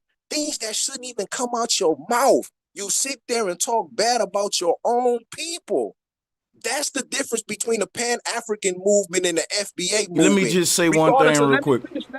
Let me finish. Regardless of our beefs and strife that we have with other African people in the diaspora of the world, we don't put our business on the street and talk bad about our people, because we have to stay united in this struggle against white supremacy. And I'm gonna land on that. Okay, when you say don't put our business on the streets, I want to go back in time in the history when black people was rocking dashikis and we was very Afro-centered, right? You got to understand that when we fast forward time, Africans have came over here in the recent years. You ain't even let me speak. But Africans have been coming over in recent years, right? Enjoying the fruits of the culture that we built exclusively, that we fought for as a people, meaning black Americans. And check it out. And they have teamed up with the white man. They've become far-right conservatives with red MAGA hats on, and not all of them. This movement is just addressing the ones that is. My thing is, when you say that we talking about these different groups, you're right. We all talking about each other. Guess what? The only group you can't talk about is the small hats, and who the hell do they think they are? Everyone want to be equal, treated equally. Welcome to America. I call niggas ashy too. I make thumbnails about black men too. And we got hip hop music talking about killing each other, selling drugs to each other, and the Africans love it. So welcome to American Africas. Welcome to the ratchet shit. Welcome to getting joked on if your shoes ugly, if your skin ashy, and you ain't gonna change that. See, the problem if they come over here trying to change that. That's just the way it is. It's build character. You're gonna get your ass roasted on. Just put lotion on, man. It's simple. All right. So and the thing is this right here, bro. Yeah, everybody joke on everybody, and they gonna get treated equally, right? We all the same. Now, so I ain't gonna really be concerned about, I'm gonna still make my thumbnails and be humor. Everyone gonna get joked on and roasted. Africans will even laugh at this shit, right? And it's a lot of things we can pull up about black folks that's funny as hell. Hey man, just to me, it's just humor, and I'm gonna keep doing that. But watch this though. Here go the things we shouldn't do. I would never get with the enemy of Africans and help their enemies. Even though I'm FBA, I'm still gonna fight on the side of Africans, Haitians, and all them. That's just like when I roast a black man and I roast him, that don't mean I'm gonna be on the white people's side. See the difference between FBA and the tethers that come over here? They literally team up with the people that want all of us dead. That's what I'm telling you, why what you're saying is dangerous, my brother, because I was in the military and hold on. It is, bro. Hold on, bro. Let me land my plane. It is dangerous because I keep telling you FBA ain't anti-African. I love Africans. I just hope Africans respect my right to say, look, if you are an African and you're against FBA, then the hell with you. I'm going to roast you and be you think that we talking against all Africans? No. That's why it's Africans that sub to me and support me. Because it's the shoe fit, wear it. Just like when a dude make a video about ratchet women, it be women in the chat room donating, because guess what? They know they ain't ratchet. The Africans that know that they ain't over here teaming up with the white man and undermining us, they love what I'm saying.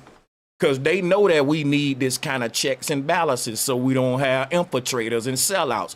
If you telling the truth, brother, that it's us against the world, the black man and the Africans versus everybody else, then y'all should like it when I say anybody undermining any of us, fuck you. And that go for the Africans that's undermining their own people and FBA. How can an African can't get behind that? I'm telling an African right now, if you're a Nigerian and there's an African in your group that's undermining Nigerians, get rid of them. And if I'm telling them not only to allow us to get rid of people that's undermining our group, but I'm also telling them they should do it too. No one should be telling me not to do that. That's common sense. Any group, checks and balances, have a code, have loyalty, And anybody go, even gang members know that shit. Now, come on. Now, I ain't even finna even keep talking about that, man. Like, come on. People be acting crazy when it comes to the FBA thing.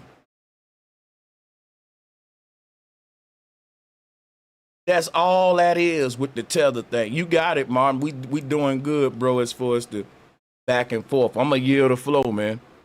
I just don't understand how people can't respect that. The thing about it, man, is that what you just said and your actions, they don't match. And I'm going to tell you why I say that. IShowSpeed is all the way over there in Africa. And you're talking about the African people that's not over here in America. You're talking about the African people that's over there in Africa, showing him love and respect of him touching down in the continent. Just listen to your show. I'm talking about. Give me 3 seconds, and I'm gonna tell you who I'm talking about. Because I ain't. But I'm not talking about them though. Nah. Because I just listened to you. Well, you can lie then. Go ahead. You can lie. That ain't who I'm talking about. Let me finish. Let me finish what you call my lie. Then I just sat here and just looked at your thumbnail. Is on the. That ain't who I'm talking about. That ain't who I'm talking about, bro. Talking about African people that are. That's over just there, a thumbnail. I'm trying to tell you who I'm talking about, though, but that's just a thumbnail. Let me finish. You're talking about African people, not over here in America, but African people. That's wrong, though. You lying, though. I'm not, though. Oh, come on, man. Can I finish? But you lying. I'm not.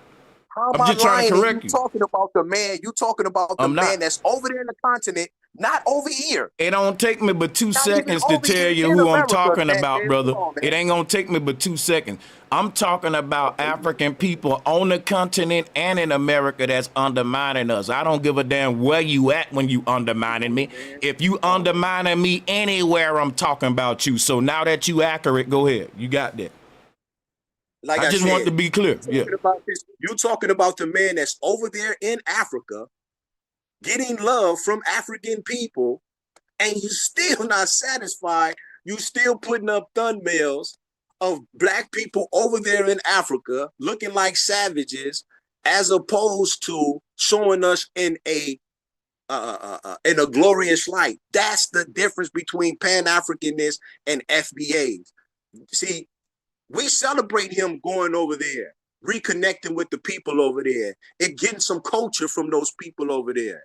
Because since we've been over here, and you know this for a fact, black people have always had a negative view towards African people because white people have taught them that the reason that they're over here, let me finish, that the reason that they're over here is because African people sold us to them over here. They don't tell you that they kidnapped children off of the coast of Africa. They don't tell you that. But what they do tell you is that they will have African people that have sold you over here. And that's how you got over here. I argue and debate. I got my own channel too, bro. I argue and debate with white folks all day about that because that's their number one thing that they push out there. And just like I said, the man's all the way over there in Africa, and FBA is still talking about the man and the African people over there, as opposed to congratulating the man for reaching the continent, for one, for two, connecting with African people over there and celebrating their culture, and three, you know what I'm saying, getting it broadcast to millions and millions of people where they can actually see what the continent actually looked like, as opposed to these images that y'all portray on your thumbnails of African people looking bad. I just think it's just so now what? I'm just keeping it way 100. So now watch this. Cool. I got you. You think it's disgusting because you don't believe in eye for an eye. Cool. I'm a man. I believe in eye for an eye. But for you to say, because when you say that I'm pushing a stereotype toward Africans, I'm doing unto others as they do unto me. They push a certain stereotype on me, right? And guess what? I think that if once all groups start joking on each other, once the Africans start getting in with the racist whites and joking on the blacks, once the gloves are off and everyone joking on each other, then no group should be complaining about getting joked on. Because look, blacks ain't complaining about getting joked on. We just joking back. I don't like the crybaby stuff. You know what I'm saying? I also don't like when the Africans say that it's always been this thing where black Americans don't like Africans, when that's crazy as hell. We was around this motherfucker Egyptian garbed out.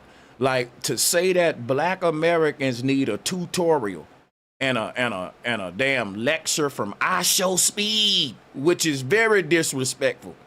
When we had Africa Bombada, you supposed to be a hip hop guy. For you to say that is blasphemous, bro. For you to say that black people don't have no connection with Africa and that it's always been some vitriol. No, the vitriol is new. And guess why the vitriol is new? Because black folks just decided, look, we want a flag of our own like every other group, but we still love y'all. We still respect the RBG. We still on our African shit. We just want to have a little flag so that on a social political level, when they're talking about a certain group, that group can control their own narrative and not just go under black. What the hell is that? We've been saying for years that ain't no land called black. That ain't a nation. Now people trying to force that on us, and they don't like the fact that we took the word black and put foundational and American on it. They just want it to be black. Why can't it be foundational black American? Like, how's those two words added on to it make everyone so fucking mad? And people acting it like IShowSpeed is teaching black people the greatness of Africa, when IShowSpeed is really teaching the world how immature the black man is. The people in power ain't putting him on a pedestal because he's uniting the black man with Africans. They put him on a pedestal because what he's doing to the youth, and we can't forget that. Let me show you what I mean. When you do the dress ritual as a black man, we already know when they make you put the goddamn dress on, my brother, what that mean. We ain't even finna play with that. I don't even know if you got a little boy or not. But that's my thing about Pan-Africans. Pan-Africans are so desperate, right, that they will have anybody up there in front of the children as a role model just because it's serving their agenda. And my thing is, black folks ain't got no problem with African culture. We love it. We just saying. Let me ask you a question. How are Pan-Africans jealous or desperate when we've been running the movement? FBA don't have no movement, bro. So listen, hold on. You just cut me off though. I'm trying to answer you. You cut me. You just cut me off. You just cut me off. Okay, go ahead. You want to talk for? It's your show, bro. Go ahead. Now, I put this image up, right? Yeah, it is, man. You know what I'm saying? And I got other callers waiting, but I'm gonna let you go. Here's the thing. You ain't answering my questions, and you asking me questions, not letting me answer. You skipping over the fact that IShowSpeed is not a good role model for the young boys because he already done the dress ritual, took the oath, and all that. We know about how that go. So guess what? My thing is, we pointing out how Pan-Africans are just desperate. That man is not. Yeah, because what I'm saying is this. IShowSpeed ain't over there promoting black people uniting with Africans. He's just over there pulling cars with his teeth and doing backflips, promoting his brand, which is good. That's what he should do. He shouldn't be over there getting into these political conversations because guess what? The thing about it, if he want to promote unity between blacks and Africans, then guess what? He need to tell Africans these people ain't doing nothing but what y'all doing. All of y'all got different flags and different tribes. Let them have theirs. Can I say something? First, let me explain something to you, man. The Pan-African movement is the movement. As long as I've been in the movement, man, I've never seen an FBA out there get hit in the head with no biddy club, fight against the police, or none of that. There's always been Pan-African movement or people who've been associated with the Pan-African movement. So for you to sit there and say we're desperate, we are the movement. There is no other movement but the Pan-African movement. Let's get that understood off the jump first and foremost. There is no other movement but the Pan-African movement. I've never seen y'all. Like I said, I'm out here in the streets of LA. Ask about me. I've never seen anybody out there with a red, white, and blue flag banging on the police. Not one time. I've seen y'all on the internet talking about African people, but I've never seen y'all out there in the street getting busy with the pigs. Not one time. And anybody who know me and Caporal the Great will tell you, we be out here in the street getting busy, real Pan-Africanist with red, black, and green flags.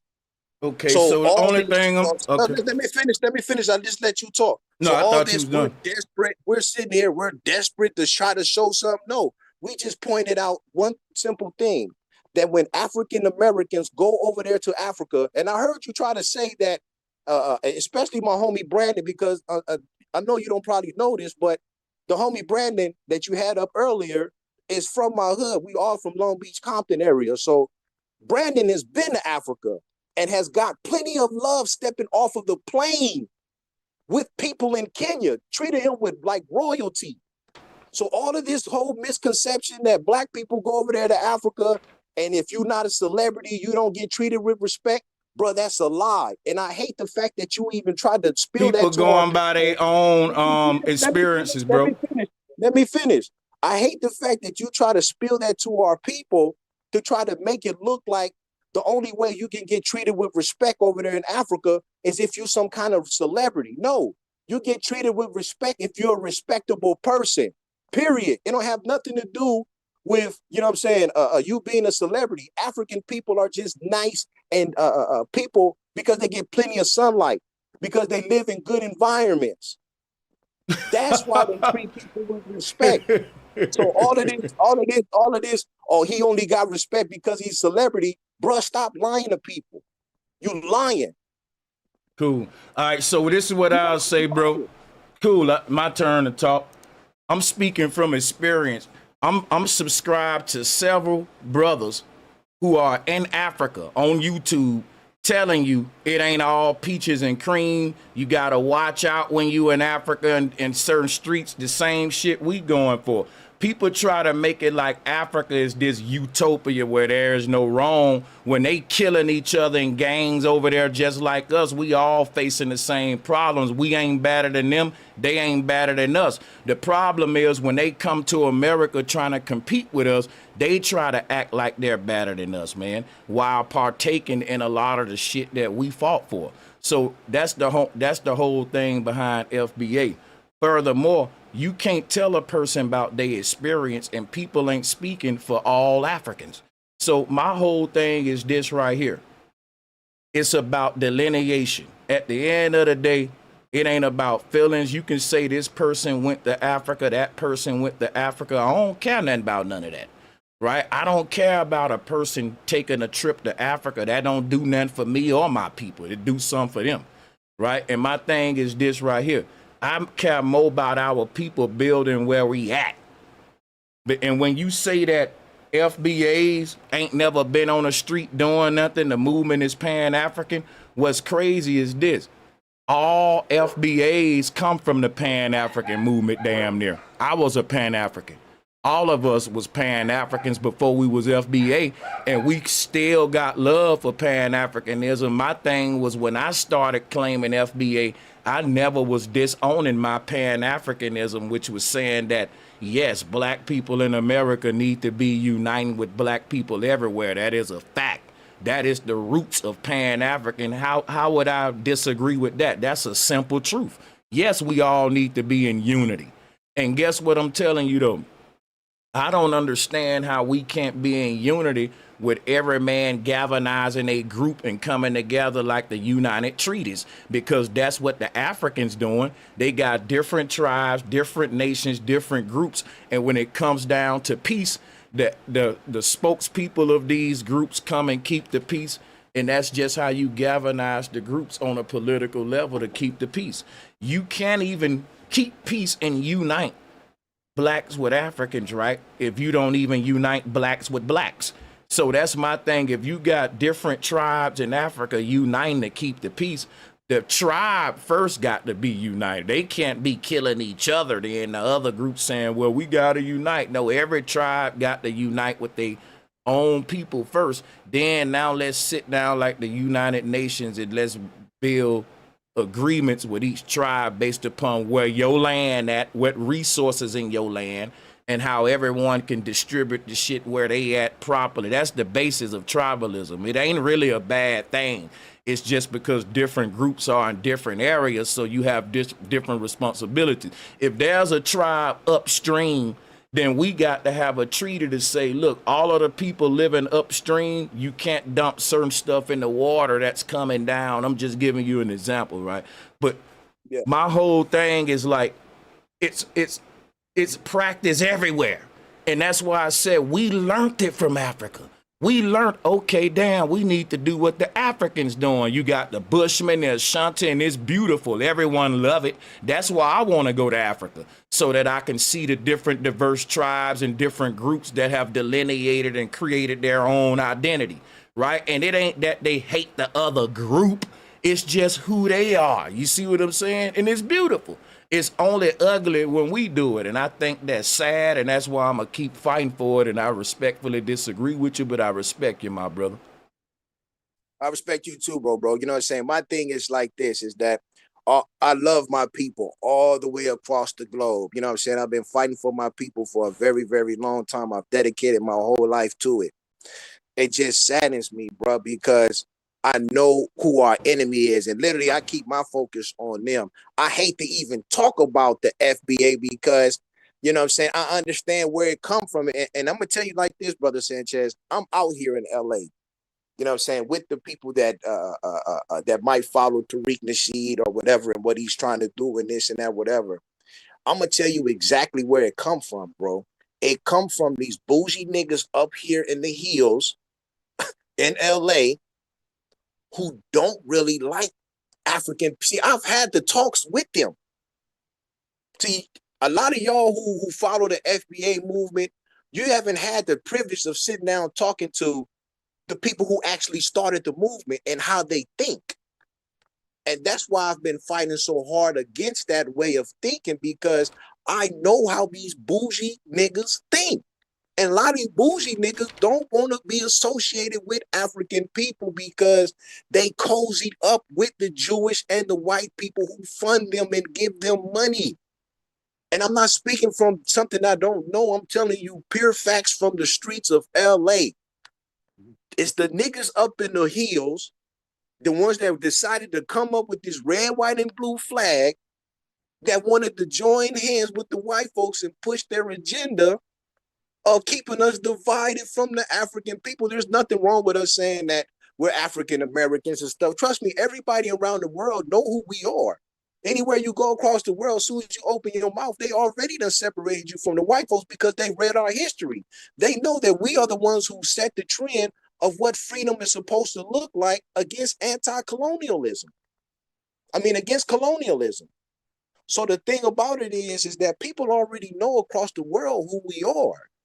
The thing is that a lot of the FBA people don't know who started the movement, why they started the movement, and how they benefit from what it. we know is who we are through our forefathers, our grandmother. Like me, I'm from Alabama. My blood go deep roots, deeply rooted in the South. Like can't nobody tell me who I am. So look, only thing I'm saying is it ain't that I don't know the history of Pan-Africanism. I think our people don't know who they are as far as foundational Black Americans, indigenous people, because look, we've been through the Pan-African thing. That's what I'm saying. You can't show me a FBA dude that wasn't a Pan-African, but I can show you Pan-Africans that don't even know what FBA about. They think it's some against Pan-Africanism the moment it came out. They never researched. They should have been behind this shit. This is an evolution of Pan-Africanism, because if according to what the Pan-Africans saying, if blacks was an American first, I'm going to use the Pan-African argument, right? That's what I'm going to do. They said Africans were the first Americans. I ain't going to even debate that. I'm going to use that argument, right? If that's the case, and you got white folks saying that ain't true, then they should be on our side when we say, wait a minute, when you have white folks in politics saying black folks ain't never done that in America. And then the Pan-Africans ought to stand up and say that's a lie. We are the foundational Americans. We built this shit. That's all we saying. And now we got to fight against the white folks and the Pan-Africans because they don't get what we're doing. And I'm gonna tell you why, brother. I'm gonna tell you exactly why. Because when you say stuff like the Pan-Africans are desperate to get IShowSpeed, you If already you're not, dividing then it yourself. ain't talking about you, brother. That's like if I say Because black I am man, a Pan-African. but look, No, if when I you say, say but look, Pan-African, let me correct it, because I don't want to be disrespectful, right? And I don't want you to think I'm talking about all Pan-Africans. If I say black men are desperate, all the black men in my chat room that ain't desperate, they gonna be like, you right, Sanchez, these niggas do be desperate, because it's always a shoe fit, wear it type deal. That's just the way people speak. If I say, man, these hoes ain't loyal, like Chris Brown in his song, we ain't saying all the hoes ain't loyal. We talking about some of these hoes ain't loyal. It go like the bitches that's loyal gonna sing the song too. They gonna say these hoes because they know they loyal. It's always a shoe fit, wear it type thing. If I say, man, these niggas be capping. If I say these niggas be capping, if you know you ain't capping, you ain't gonna really, you gonna be like, you right, bro, these niggas do be capping. Like, you know I ain't talking about every man in the world. Like, that goes without saying. Sanchez, I'm from Gangbang, California, man. There's one thing you don't do, right? I would never, say for instance, you from a gang, right? I would never come up by you and say, man, your gang don't do this, and then think that you not gonna speak on the gang that you fought blood, you know what I'm saying? Well, And I ain't shed blood saying for. disrespect a gang. I'm saying if I say these gang members be talking greasy about their own people, or these gang members kill their, hold on. You said Pan-Africanness. That's what I'm saying. So what I'm saying is, so what I'm saying is, right, check me out. I didn't clarify it. I said most of the Pan-Africans I deal with does this, because the thing that we doing now, we wasting time with semantics, because I think you know and I know that I never say all, because that'll just be stupid. I'm going to lose that debate. You can never say all, like the white people can't say all black people are violent. No human being can ever say all nothing. So because I think everyone already know that, I just kind of tend to talk comfortably without specifying that. But my bad, I'll say it every time now moving forward to remind you that I never mean all. I got you. And I'm gonna land my plan on this. I appreciate the convo. I hope that everybody out there, you know what I'm saying, got a chance to just see both sides of the story, because I am one of the people who got on my channel today and showed out about what IShowSpeed did, you know what I'm saying, when he went to Africa, because me, myself, personally, I looked at it as a beautiful thing, regardless of whatever rituals and stuff like that he's been through. You know what I'm saying? As a person who has kids myself, I can't wait to show my kids what he did over there in Africa, as far as him, you know what I'm saying, having interaction over there with the people on the continent, and not just to show him himself, but to show the respect that those people have for him over there. You know what I'm saying? Regardless of him being a celebrity or anything like that, because, you know what I'm saying, whether we want to admit it or not, we have been brainwashed as a people over here in America to believe that African people are just musty, dirty, and live in huts, and that we come from an uncivilized, barbaric people. I know it ain't true. And me and you are smart enough I'm to know saying we don't think that, because look at my boy Nas right here in the 90s with the Egyptian shit on. Like, to say black people have been thinking that way about Africans because Tariq Nasheed, that's a lie. We just roasting. We roast each other like that. Like I was saying, I tell these niggas, yo, ashy feet ass, and I'll do a thumbnail with them up there on it, even if they black. I don't care what race you is.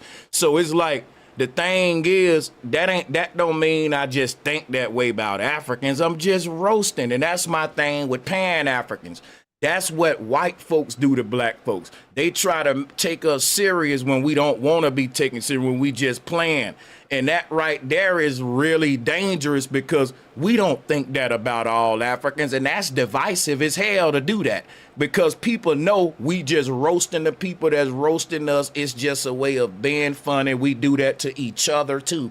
And this is proof that we don't think that about all Africans. Look at the brother Nas here. This is my favorite rapper. Like, guess what? My thing is, one of my charm ideas is going to be some Egyptian shit. I gotta get me, and I'm gonna take me a trip to Africa.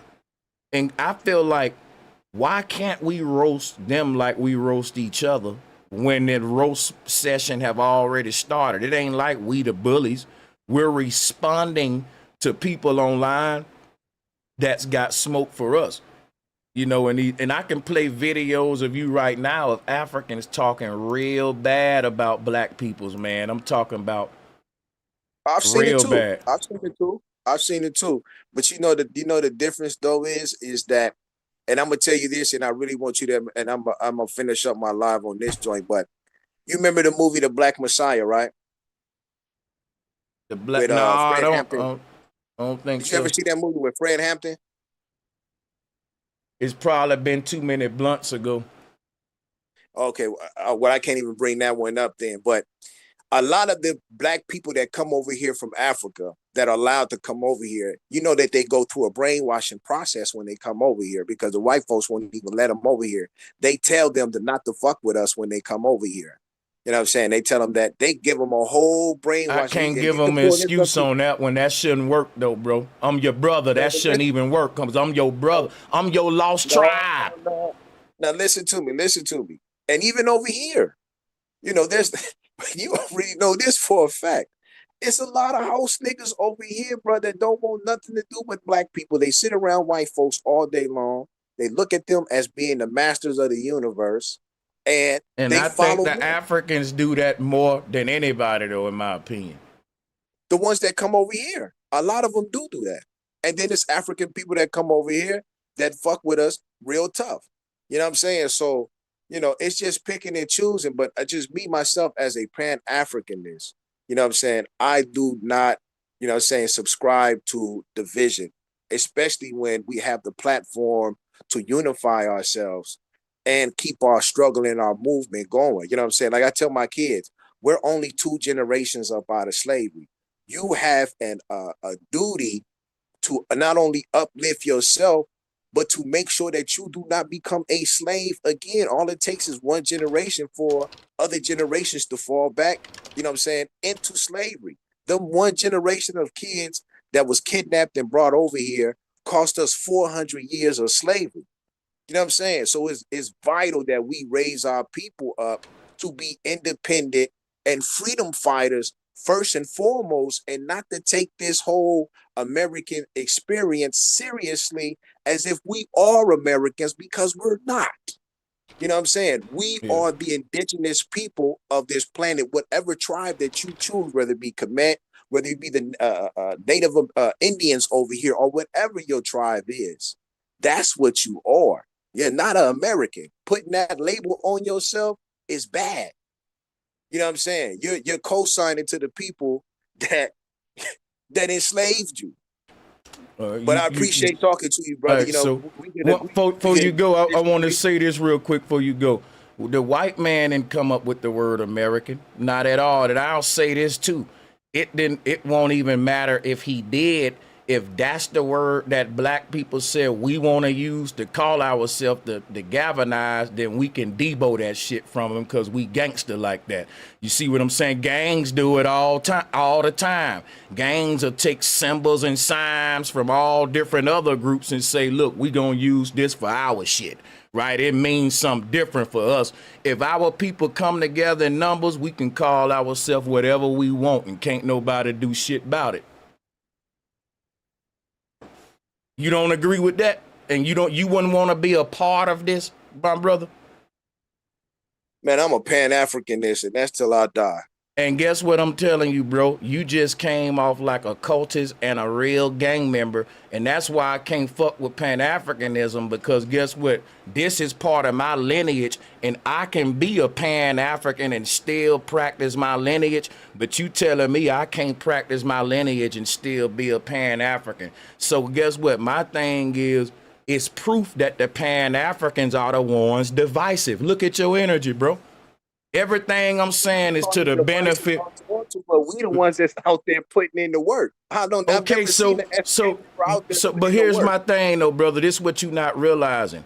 My grandfather was part of the civil rights movement. A lot of the people in FBA, brother, they come from the Pan-African movement, so they was on the front lines, on the ground. They just found out. Look, that's just like Nas, right? Watch this. The image of Nas that I had up there from Egypt. Nas found out his bloodline traced back right here to America. So guess what? That don't mean he gonna stop having pride for Africa. He just gonna now have pride here to America too. He bought his people house in Virginia, and he said, I saw a documentary Nas put out, and he was talking about how he's proud and his daddy from Mississippi and he love his southern roots.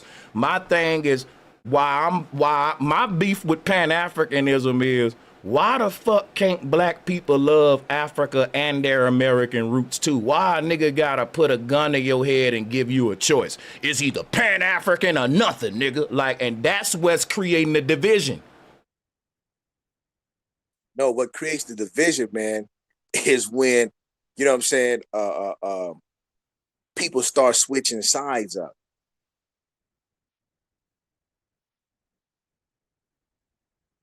So that's what starts the division up. Once you started jumping over there and you started talking bad about Pan-African people, then now all of a sudden we got a problem. Because before, like I said, FBA never even fucking existed. So being that it never existed, right, it was no reason new. for even listen to me. It was no reason for even black people to even talk about the FBA. But it became a problem when the FBA so-called announced themselves with these bougie ass niggas up here in these heels that you following behind. I'm following my lineage, bro. I'm not following them. I told you, the niggas. You know I got videos dissing Tariq. Do you know that I got videos dissing Tariq? Well, Tariq is the one who started it, and it's not just him. It's niggas he didn't behind start him my lineage, bro. My folks been in this land for fucking eons. He didn't start my lineage. My roots go. Okay, he didn't start then? your lineage. Listen. Well, what's your tribe then? Alabama Indian. Go look it up. Okay, well, that's what you should be claiming then. I do. Now, guess what? All of the Indian. Now, watch this. Let me tell. I'm about to tell. I got you. Watch this, right? All of the black folks that can trace their lineage back to America, right? Just like I can. They all coming together under one name, and that's FBA. So we know what we doing, brother. It's galvanization. And my thing is this, bro. It's like when black folks was divided and killing each other, nobody cared. Now that we all coming together with a political agenda, people gotta coach how it's done, even though it's working fine. It start to come off like, hey, see, that's the problem. Pan-African already had an agenda. It was already. It's cool though, and Pan-Africanism can have that agenda without undermining ours though. How we undermining y'all? Ain't done nothing. That's what I'm saying, though. That's your opinion. I don't think Pan-Africanism done nothing. Man, we've done more than y'all. Guess what? I'm speaking from my forefathers in Alabama. Listen, bro. My fucking great grandfather marched with Dr. King in the civil rights movement, bro. They was getting dogs put on them, hose pipes put on them. That's the bloodline I come from. My folks is all is documented in Bama. Deep, rich roots in the South, my nigga. So what I'm telling you real quick, just so you can listen to me while I'm putting you on mute, because I want you to know my bloodline. You know what I'm saying? My folks go back in the South, boots on the ground. So is me. That's why it's in my blood now. You see what I'm saying? So I ain't trying to bang on nobody about how much work they put in, because I don't really know you. You don't really know me. Right? So that's for your community to speak. People gotta go to my hood and say, yeah, Sanchez people ain't never done that, and boom, but the history is written about my bloodline where I'm from. So we can move on from that. The point is this: everybody got a rich history just like mine in America, bro, just like you say you got, right? Why would you abandon that just to be only Pan-African when you got ancestors that died, fought, bled, tortured right here, building this land? And the person in FBA is saying, look, I love all of my African ancestors and I love my American ancestors. And if I got ancestors somewhere else, I love them too. The Pan-Africans are so fanatic They're like, fuck everybody else. I just love the African ones. Fuck everybody. And that's weird to me, bro. I can't. That's just weird to me, man. Now let me explain something to you, bro. The same history you just said, like I told you, my people come from Alabama too. Both from Selma. My granddaddy migrated from beating a white man up down in Selma, Alabama, came to Compton, California, and built the square. Anybody who know the square is in Compton, California, right there on Central and Alondra. My granddaddy built that up after beating a white man up in Alabama and having to come over here and move to the West Coast. My great granddaddy fought in the Civil War. You can look him up. Fought in the Civil War, was a major general in the Civil War down there in Louisiana, killing white folks down there in Louisiana. Major general, look him up, Louis A. Snare. I'm not trying to cut you off, but they're going to block the video if I don't say this. We do not advocate for the killing of any particular group, y'all. This is just parody. We just tripping. Hint, hint, right? We don't want no smoke. We want unity and love. Go ahead, brother. So, you know what I'm saying? I do have a very, very rich history in America. But at the same time, one thing I do understand completely is that me, myself, over here with all of our rich history, I'm not dumb enough to not unify myself with the African people and their struggle, because we both have the same history. So therefore, I'm not going to talk bad about people over there who have the potential to make us rich. And I'm gonna tell you this, brother. I really want you to read this when you get a chance to. I want you to go look at the National Security Council Memorandum 46 up under the Jimmy Carter administration. I want you to go pick that up and look at it and read it, and you will see why the United States government wanted black people to not function with African people over there and keep us divided. Guess how they keeping us divided? By having Africans undermine us. No, listen to me. Let me finish. This is a memorandum of them actually working towards keeping African Americans and African people divided amongst themselves, so that they could go over there and make all the trade deals with the African people without any interference from black people over here in America.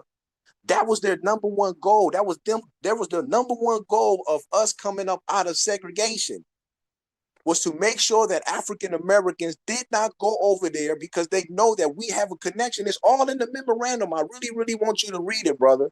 I really do. It's called the National Security Memorandum 46. It's by the CIA. I'm gonna read it right now, and guess what? I just want to say though, we got the most powerful black people in Africa selling their own people out, just like the Boule doing to the blacks in America. You got people in Africa that's got their people digging diamonds out the ground for a nickel a day in harsh environments, child labor. You got pastors with congregations that make Creflo Dollar shit look small, and they got big tents out in the desert in Africa. We ain't messing with them when it come to prosperity preaching. But another thing is this right here. We think that the white man is threatened by the black man and that he got to stop us from interacting with Africans when he gave us Africanism. He was helping push Africanism in the movies coming to America. You name it, I can keep going down the list. The whole thing is this, though.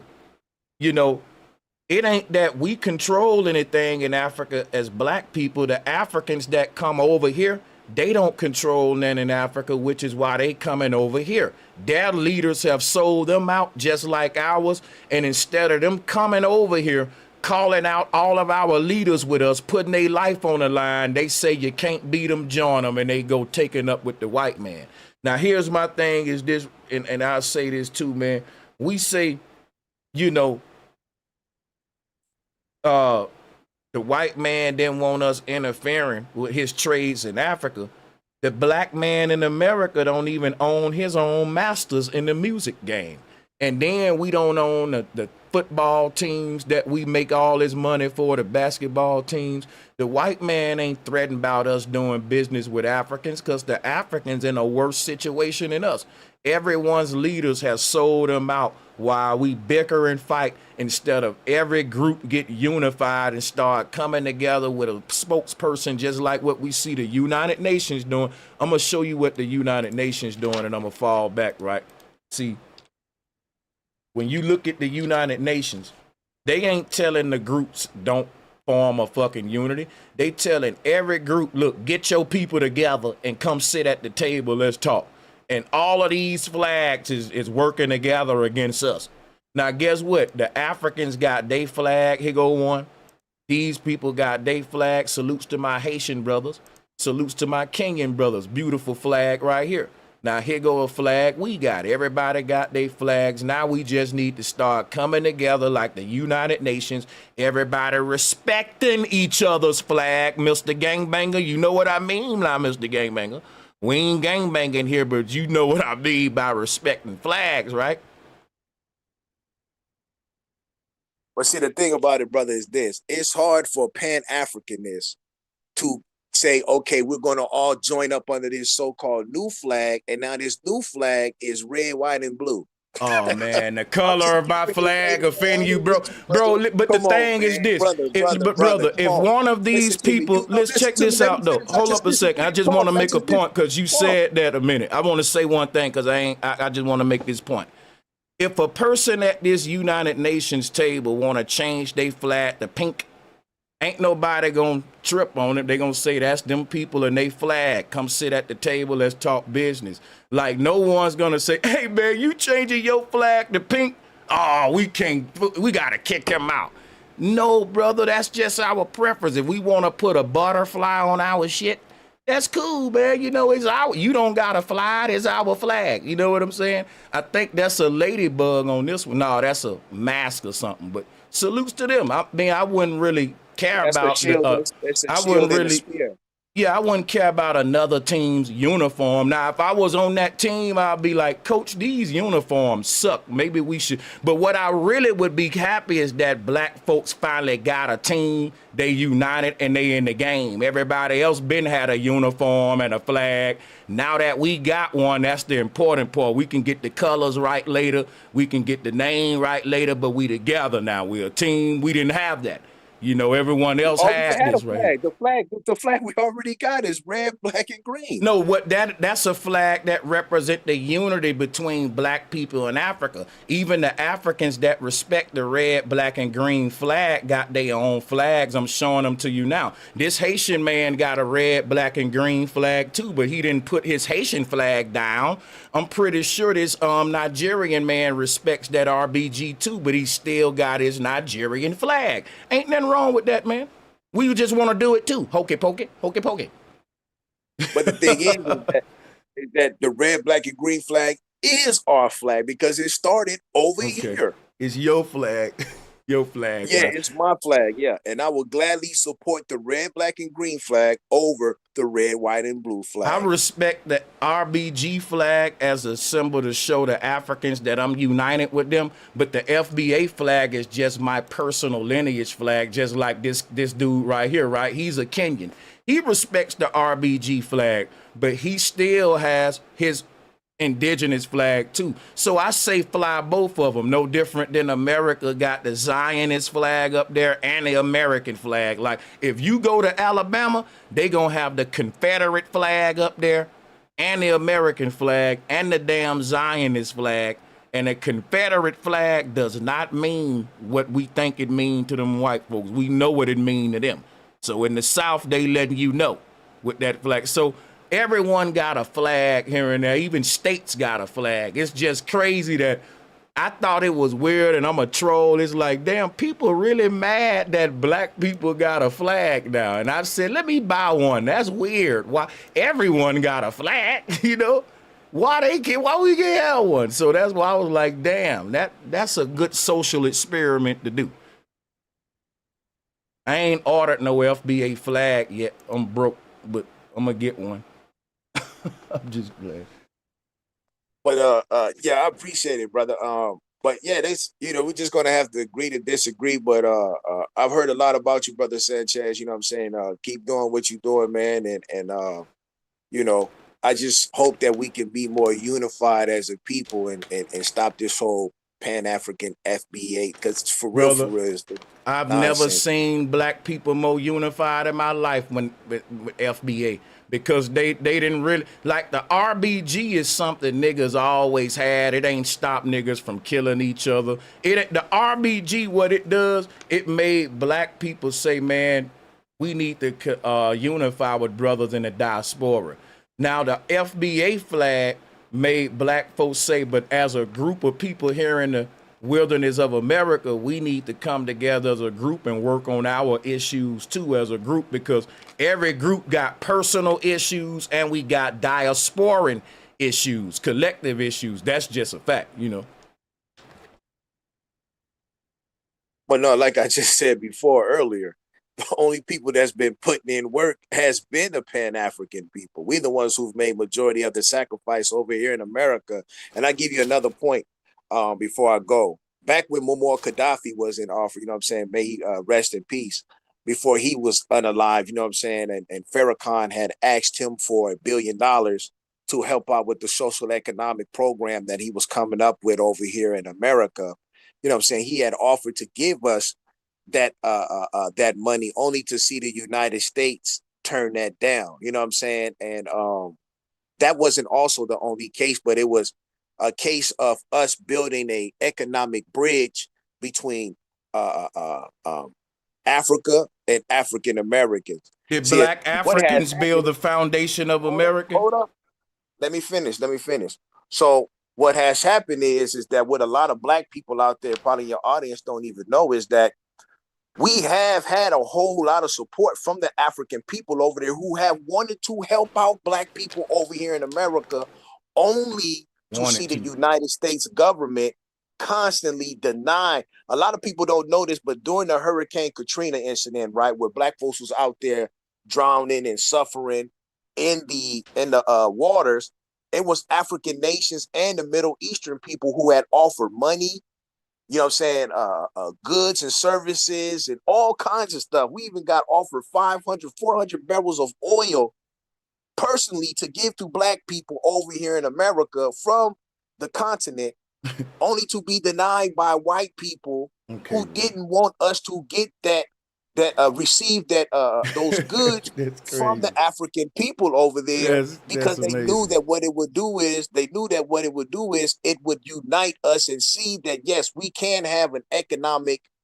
relationship with the black people. That's amazing though, brother, that the white man keep being successful so much. But I'll say this though, when you say that the Africans wanted to help us but they couldn't, that's fine. I don't mind that. When we start helping ourselves, move out the way. My thing ain't that the Africans ain't try to help us and they couldn't. My thing is we're trying to help ourselves now and they in the way of that. That's my whole thing right there, brother. Well, so no, but listen, brother, listen to me. I really want you to understand this before I get off.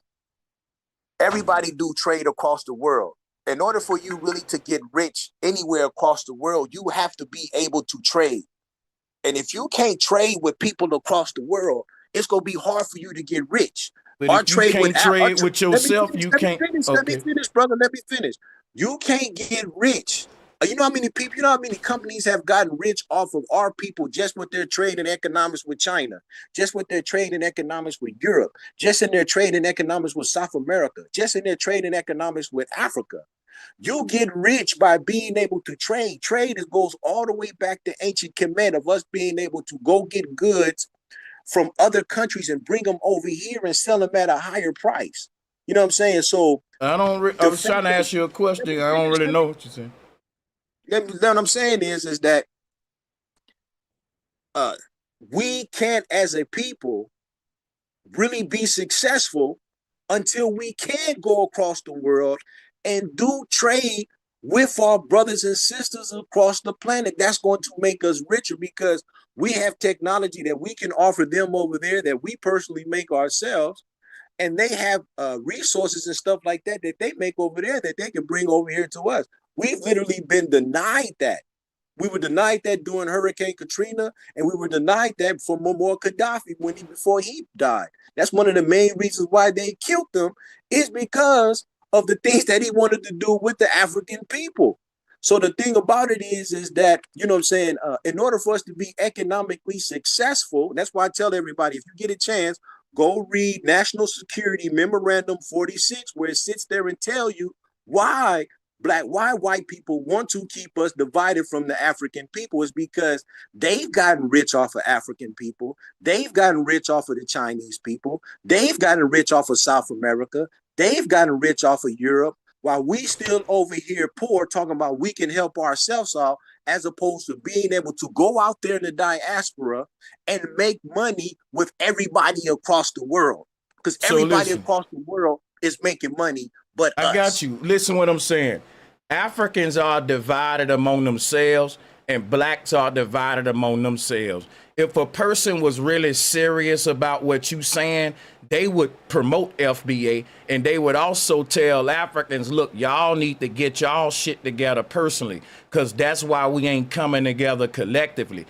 I'm telling you, it ain't gonna work no other way, because my whole thing is this right here, man. When you say they want to keep us divided from Africans, it's like Africans want to keep black folks divided from each other, which is why they don't want to let us delineate, but they already delineating and practicing tribalism.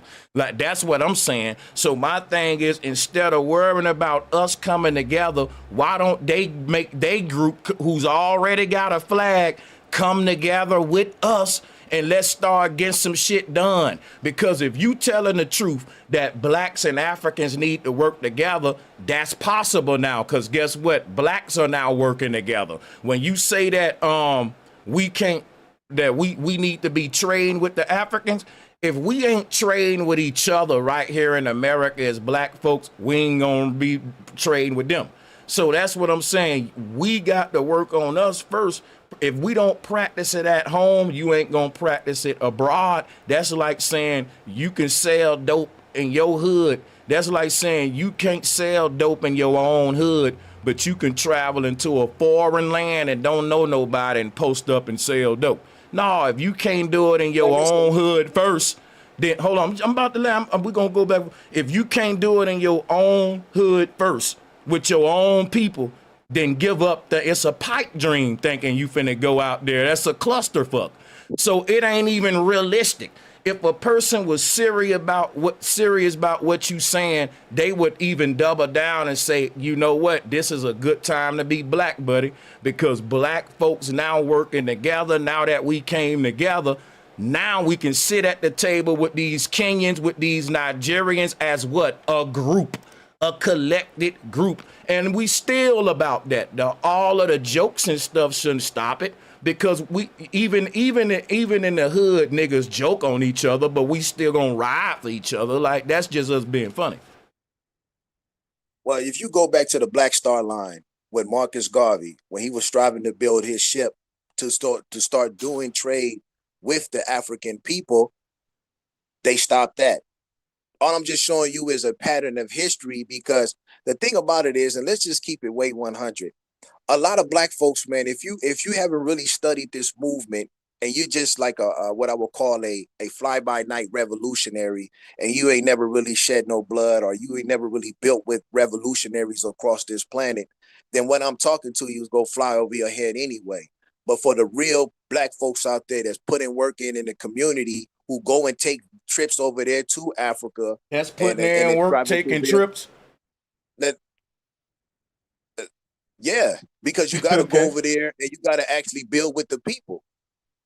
When I say taking trips, I'm talking about going over there and talking to dignitaries and chieftains and stuff like that over there on the continent, which is what Pan-African people do.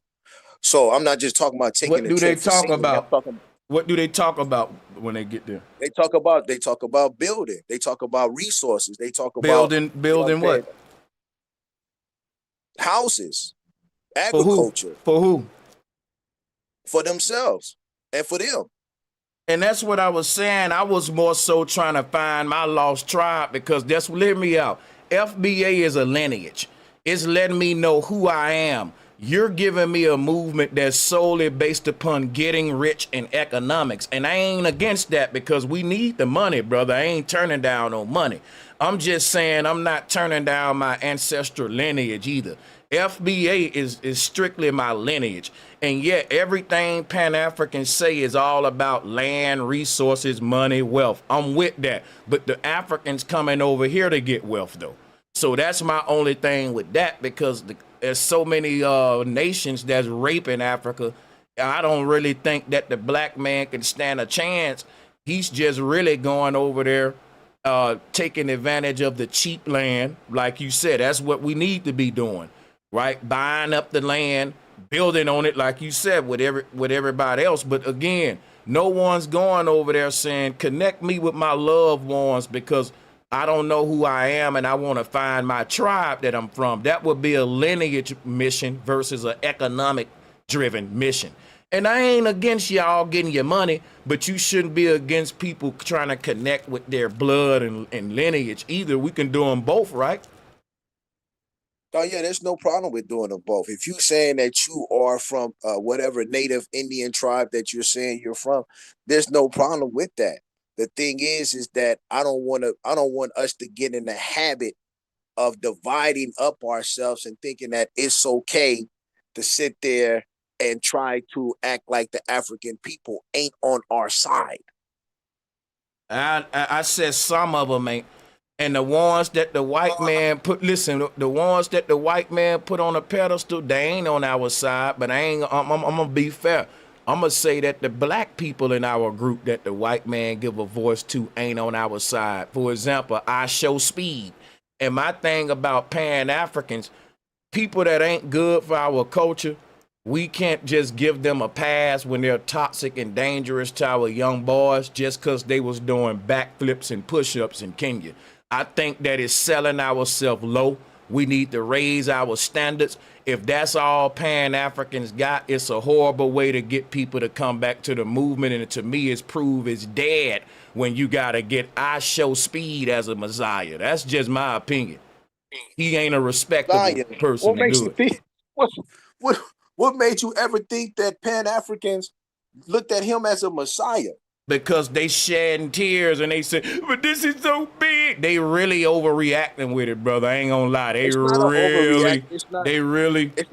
The brother just put the car with a chain, man. That's it. Listen, it's a showing of, because like I said, we listen to y'all on the radio, sit there and talk bad about African people. And you try to make them look like they're barbarians. You try to sit there, you try to make them look like barbarians, try to make them look the same thing that white people do. And they do. Some of them do. Some of them do. Just like some of our people.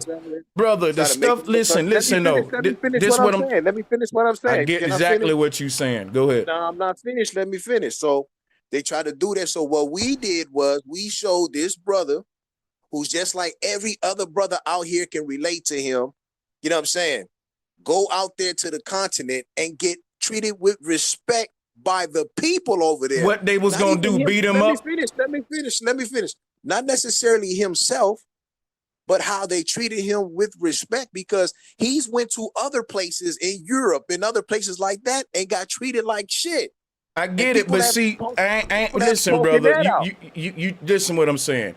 I don't mind IShowSpeed getting respect in Africa, but they mind black folks in America having respect for each other. That's my problem. They can have respect for a damn coon vlogger who wears dresses, but they can't respect the black man that's getting down with his people in America saying, let's go against white supremacy on a political level. So the Africans can hold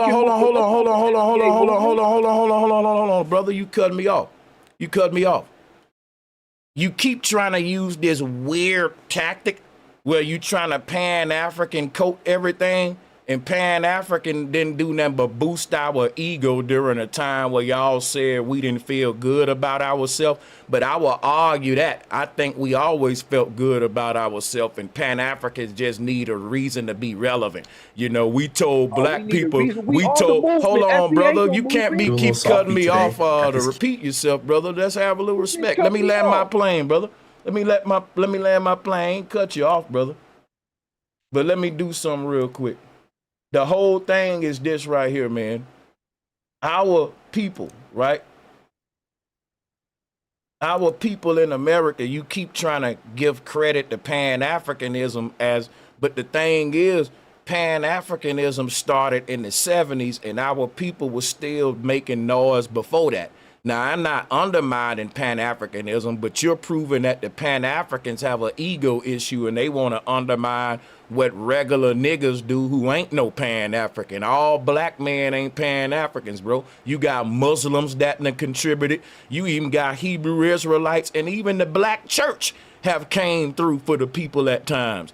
But the Pan-Africans is the only cocky, divisive group that show up saying, we the only ones done anything. That's why our people can't unite. Because if we want to unite, people got to humble themselves and say, look, man, salutes to all my people in all groups, all of my Christian brothers, my Democrats, Republicans. But see, once y'all start banging, it's just going to keep on banging to where it's going back and forth. And what I'm saying is, how I would treat that is this. FBA's ain't on here talking about all Africans. FBA is playing videos and reacting to them about specific people who undermining us. I'm not doing that to the Bushman tribe or Ashanti tribe. I got an entire playlist dedicated to the Dogon people and how awesome they are. So I'm on my African shit now. You know, and that's my thing. Like, I'm building, bro. I'm educating people on the greatness of Africa. I'm not just trying to go over there and make money and shit and buy up land and do what the white man doing. I'm trying to teach people how great these people are while the white man trying to make them monkeys. I'm restoring their dignity. And then we can talk business after that. And that's just my mission. But I ain't undermining nobody else shit.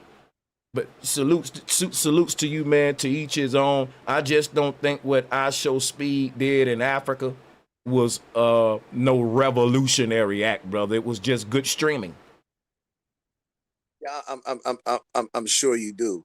But like I said, though, the Pan-African movement has been the foundation in the streets. Out here in LA, the Pan-African movement is the foundation of the streets. And we've been putting in work before the 70s. I don't even know why you brought that. The 70s? Come on, man. When did Marcus Garvey start?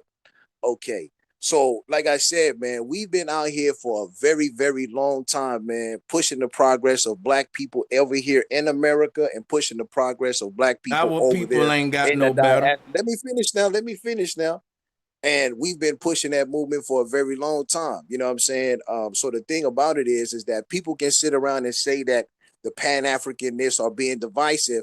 But the thing about us is that we're focused on white supremacy. We're not focused on being divisive amongst African people. And that's one thing that everybody, let me finish. That's one thing that everybody agrees about Pan-Africanists is that we don't sit around and talk bad about our people. We sit around and talk bad about our oppressor.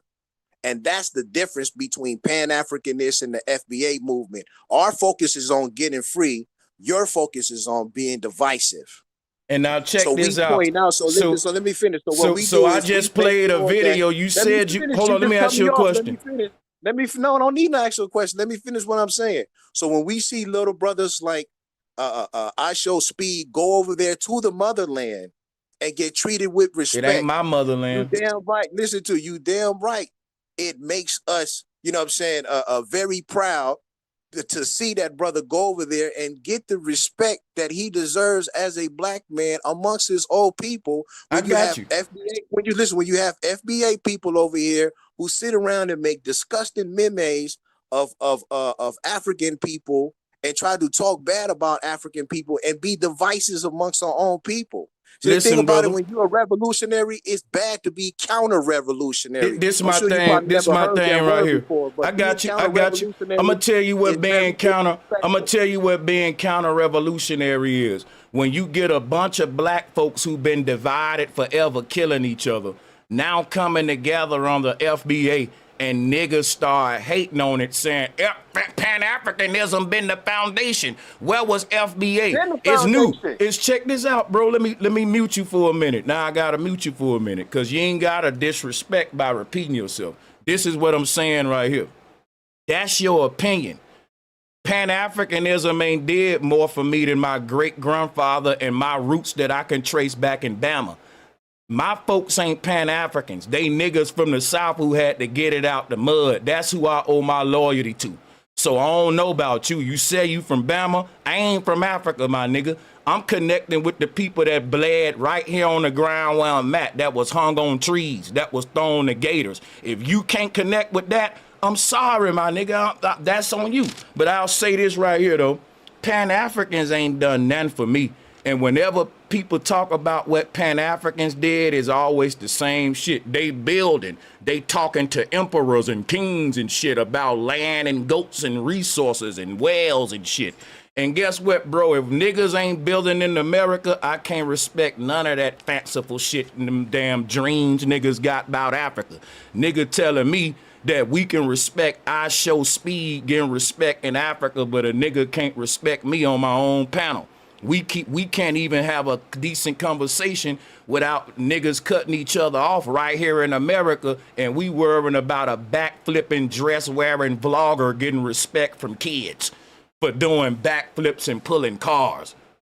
When the niggas here can't respect each other and shooting each other up in the street. You from LA. The gangsters in LA can't respect each other. You got gangs in Africa killing each other up, and you think that shit gonna go away because a vlogger went to Africa and did backflips? Slap out of La La Land. This shit is a fucking psyop, and I'm not impressed. My boots still on the ground, and if anyone really putting in work, then they know what IShowSpeed just did ain't no goddamn work, man. It can't even be compared to work. When I think about what my forefathers did in Bama, and I think about this dress-wearing, backflipping motherfucker, and they trying to make that revolutionary, it's laughable to me. I got folks that died and killed in this shit. They didn't pull cars and do backflips. This people trying to make what this man did some revolutionary shit. It's just vlogging. And what I'm saying is it makes Pan-Africanism look like a damn joke to me, and that's just my opinion, man. Because I'm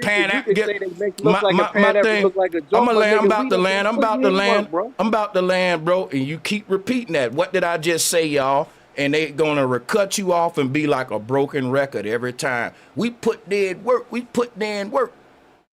And then you ask them what the work is, and we can't see the work in these communities. This shit getting gentrified by Mexicans and other groups. Tell me I'm lying. Show me the work. Put it on camera. Vlog it. If niggas putting in the work, why they showing me images of IShowSpeed doing backflips versus shit of them building in Africa? Your boy Brandon ain't showing me shit about what he doing in Africa with the tribes, how he building and getting land. He's trying to take credit for some shit IShowSpeed doing.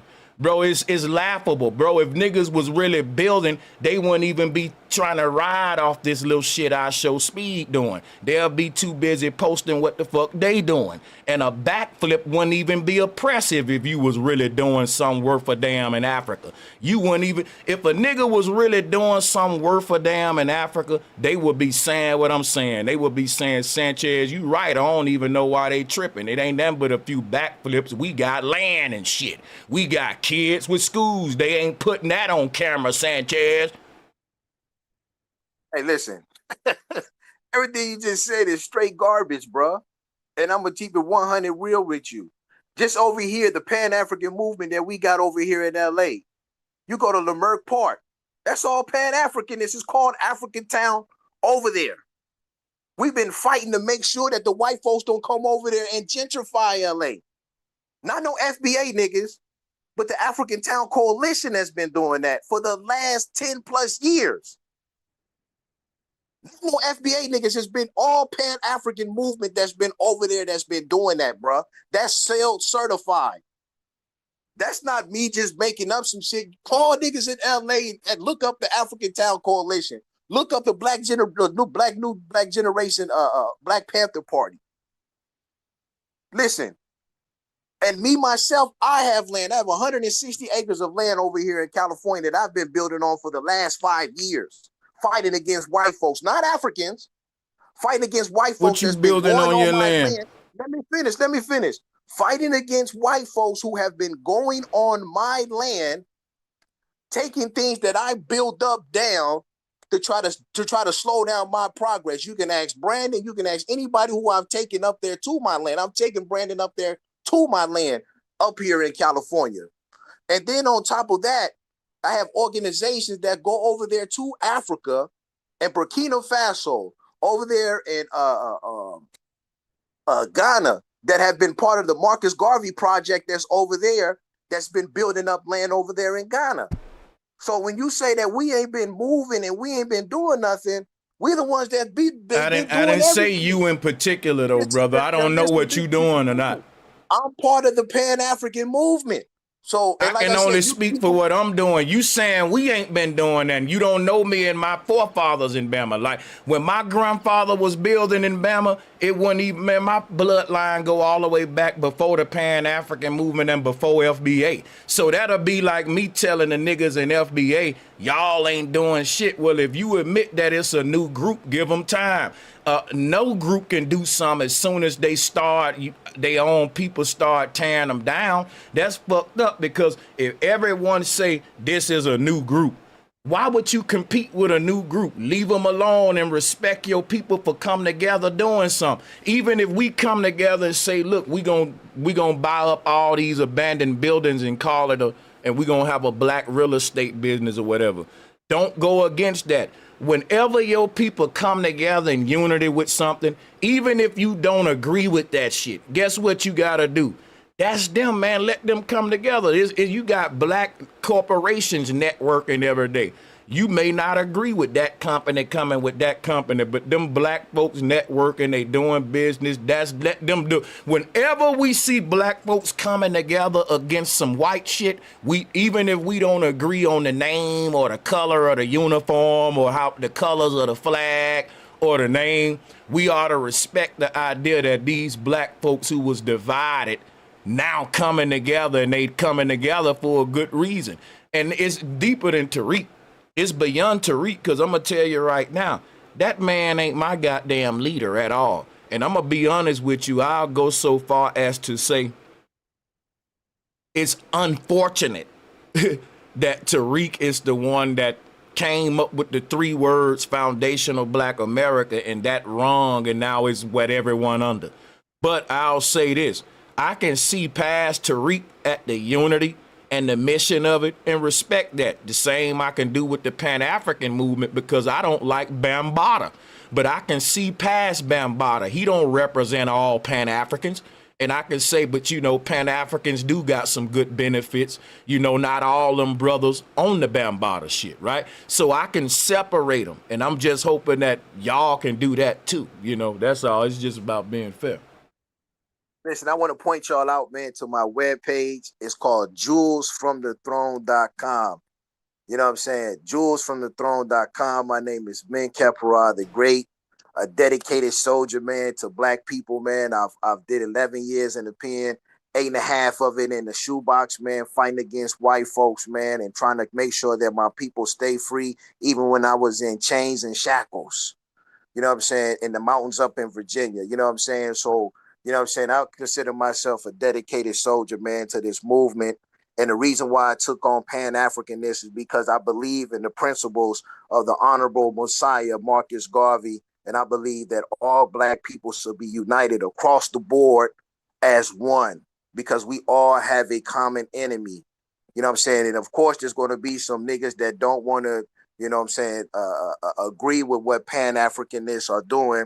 But I'm here to tell you that we have been fighting, even when niggas were switching up and becoming gangbangers and doing all this other stuff. It's always been black folks who have stayed true to the mission of fighting against white supremacy. And I'm one of those brothers who don't get involved in all of the petty bullshit. I stay focused on fighting against white supremacy. And I hope that we all can stay unified in our fight against white supremacy, because to me, that is the ultimate fight. You know what I'm saying? Fighting against African people who don't have rockets and ships and all that other shit, that's an easy fight.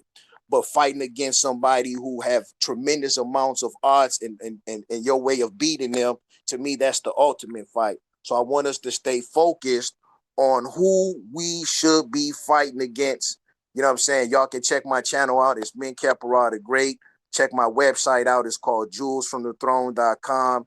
You know what I'm saying? I appreciate you, brother, for letting me come up here and speak with you. You know what I'm saying? Y'all go check out Killer Priest Podcast. My brothers from the clan, Capadonna, Ray, you know what I'm saying? Ghost and all the brothers out there. It's Mint Kepra, the great, you know what I'm saying? Peace and blessings This to y'all, brother's man. been awesome, man. I ain't gonna, hey, man, Kepra, it was a good sword fight, man. It was pause, goddamn. No, it was a good intellectual exchange, brother, man. I'm gonna come over there on Killer Priest show the next time I catch him live for real. True indeed, man. I appreciate it. You know what I'm saying? Y'all just keep doing what y'all doing. You know, like I said, you know what I'm saying? Let's focus on the Europeans. That's all I'm gonna say. That's all I'm gonna say. Let's get off of each other. You know what I'm saying? All our Pan-Africanists just get off the FBA get off the Pan-African. Let's get back to what this mission is really about, man, which is about getting our people free and staying free. Got you. You see, hey, this, you see this white man just went down there and just kidnapped the dude down there in Venezuela, literally. You know what I'm saying? These white people think that they run the world. They think that they're authoritarian.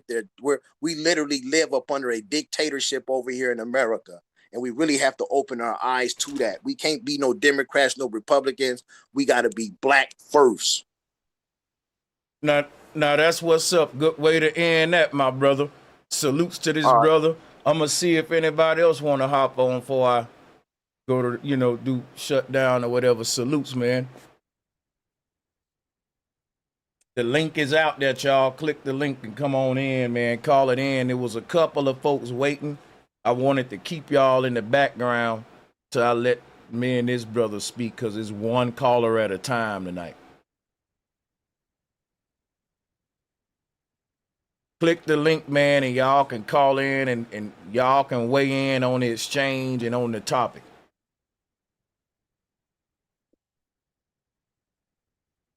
So if you was in the waiting room, come on back.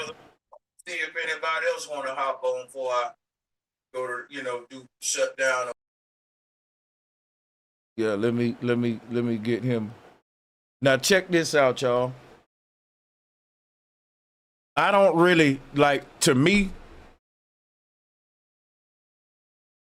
I think the brother spent a lot of time bringing up what he's doing, but they don't really go into detail on what they doing. They'll say, well, I was fighting white boys, beating up white people. I ain't gonna lie, man. Why are you beating up white people? Were they white supremacists? Were they with the Aryan Brotherhood? Were they Klan members? Or just some random white boy that, ain't no telling, he didn't really give me anything that he's doing, for the people or whatever. It's be vague, we building, we talking to emperors and Dalai Lamas over there in Africa and stuff like that. But salutes to the brother, man. I've heard all that before. And yeah, I don't really get into the whole resume contest because once y'all give IShowSpeed credit, then I know I'm good. Once we say we respect IShowSpeed for going over there doing backflips and vlogging, then you should definitely respect what FBA doing with standing up for reparations and speaking against white supremacy on a political level.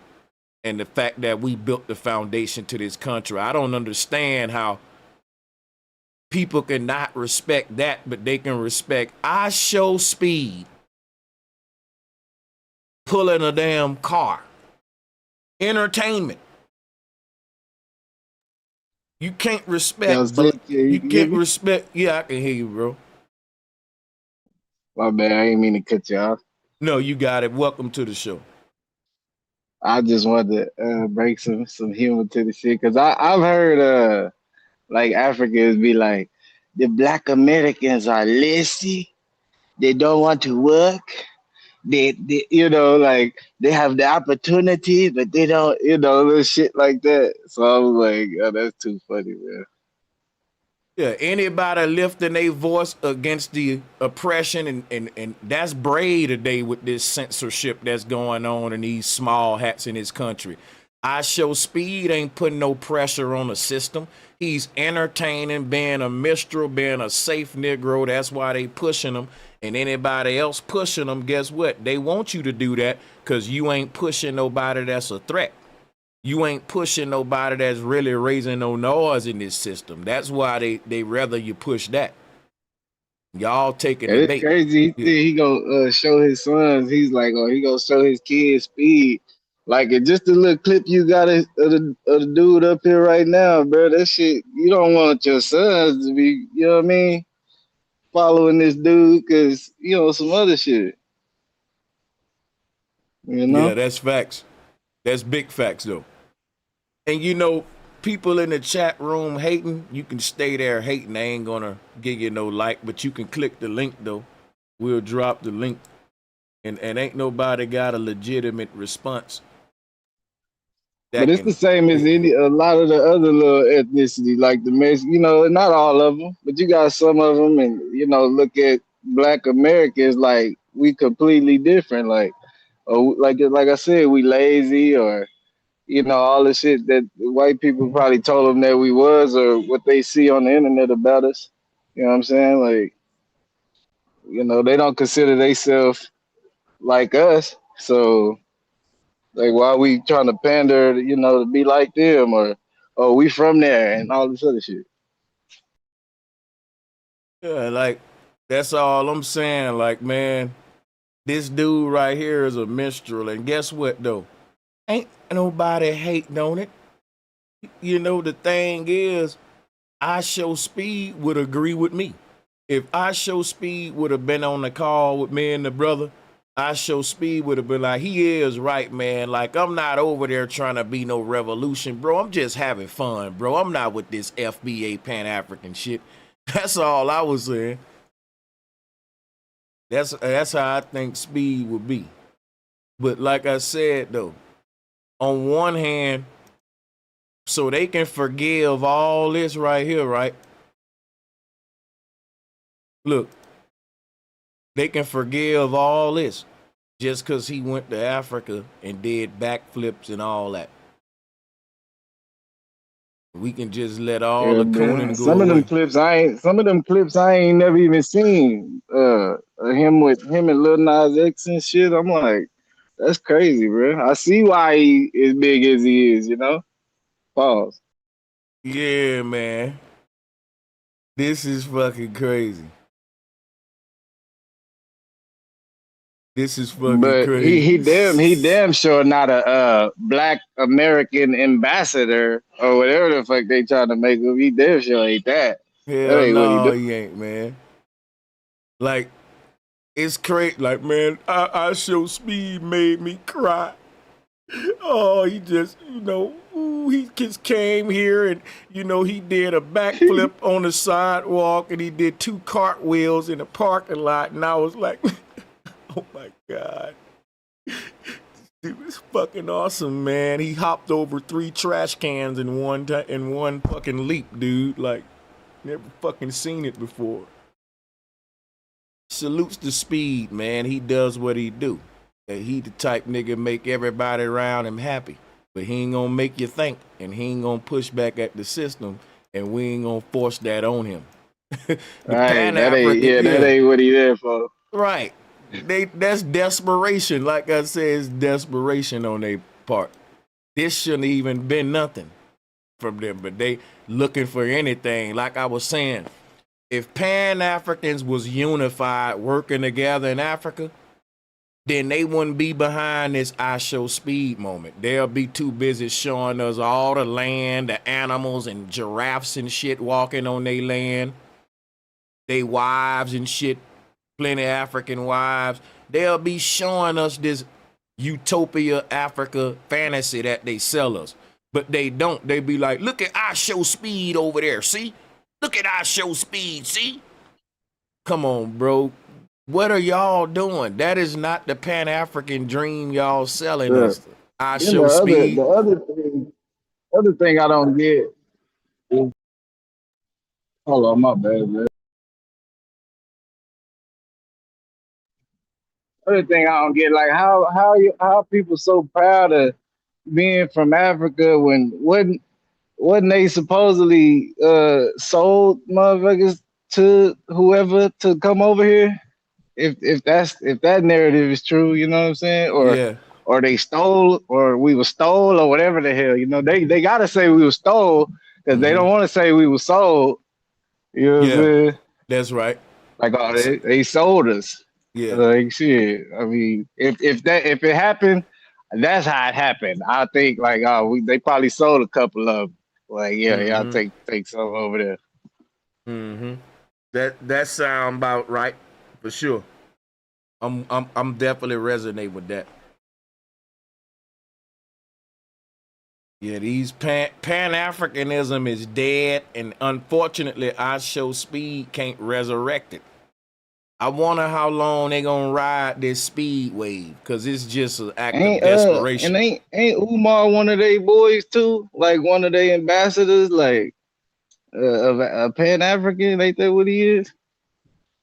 Yeah, these Pan-Africans. I mean, man. shit, he should have been to Africa shit by now. That should have been a big deal, you know. The speed. And I don't understand, like, the attitude they got is like, we don't need nothing else. We ain't gonna need nothing else because that's divisive. But my thing is they gonna go tell the Nigerian man with his flag to go put it up, we don't need nothing else. That's divisive. Is they gonna tell that to the Haitian man, the Kenyan man? They gonna tell this man to go put his lineage up? That's his lineage, that flag. So I don't get it. It seems like these people are agents, man. To me, they just seem, agents just mean you got an agenda. I mean, but like I heard you say, you know, a few times, you know, streams back, like they just panning us to Africa, you know. So we don't have basically no rights or, you know, no claim to nothing that, you know, we already own. You know what I'm saying? That's like facts. we don't know where the hell we from, and it's like, oh, where y'all from there? Like, oh shit, well, yeah, that's facts. Like, I ain't with it, cause I'm from Louisiana, like real way down there. You know what I'm saying? So it's like, you know, roots is deep. You know what I'm saying? Or it's like, and then everybody ain't, just because you black or dark skin, you not from Africa, you know? Like a lot of my people from like French and, you know, and whatever the fuck else. Like, Yeah. just because you black, you Pan-African. So we from Africa. We came over, your ancestors was on the boat. That's crazy, man. That's fucking crazy. Because if you can trace your roots back to Bama, if you got folks like that was, we forget about the Olmecs and all that history right here. And they want us to just focus on Africa. And then when we do that, we don't even focus on West Africa. We all act like we Egyptians and shit. That's a neo-pagan religion, dude. That's what Pan-Africanism is, and I'm glad it's dying, man. Put a fork in that shit. It's done. It's like saying all white people is from one fucking place. All white people is from where would they say all white people from? Fucking Europe or I don't fucking know, but like, but they all ain't from one damn place, you know. Facts. They try to make the whole world from Africa, cuss the whole world.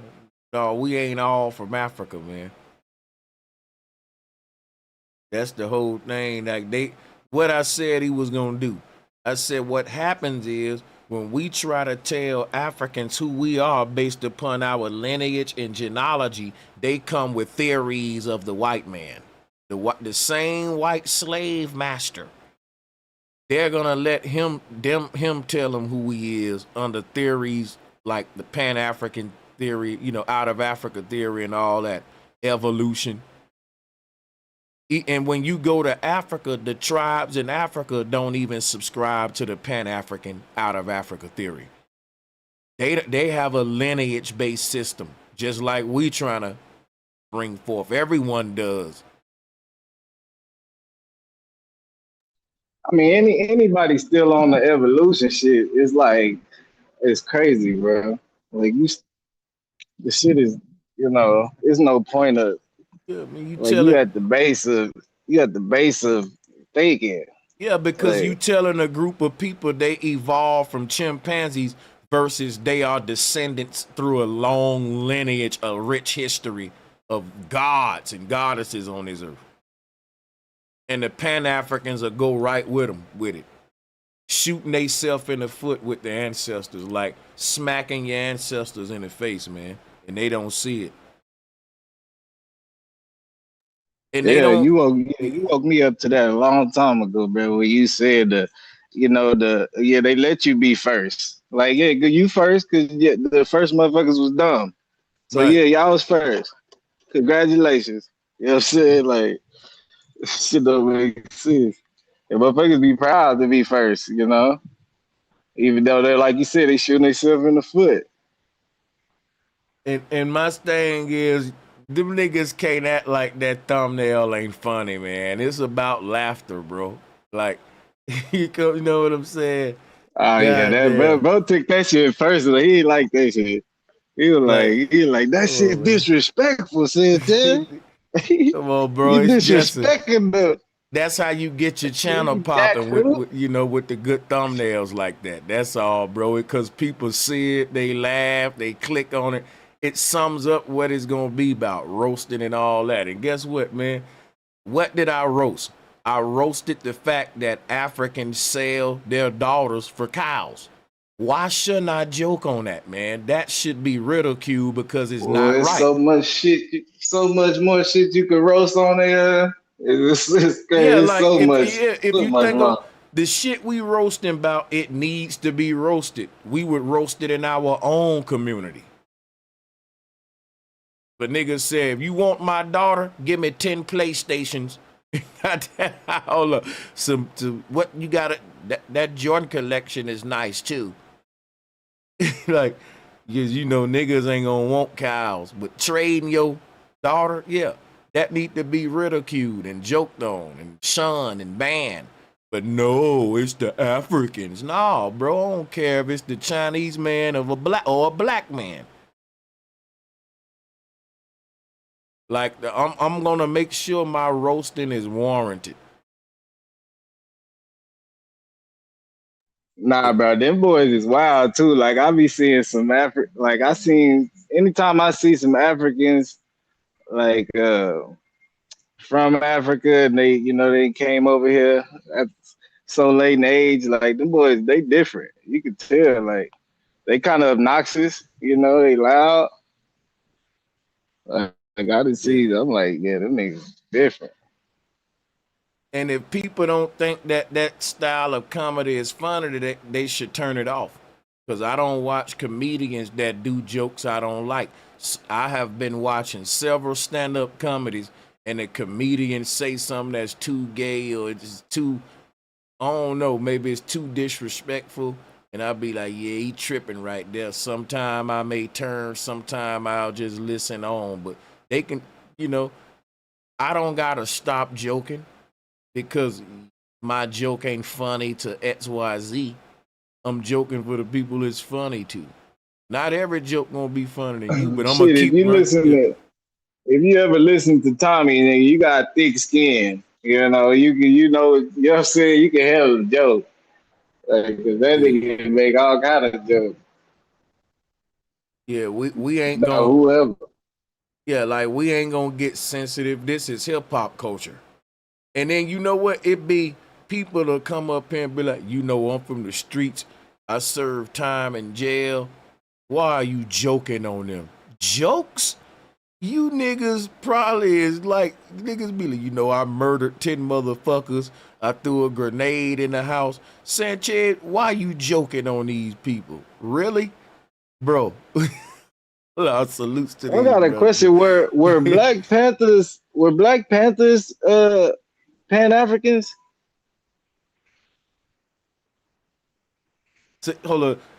You brought up the Black Panthers, and I I was wish I I was yeah. wondering if they were like on some Pan African shit too.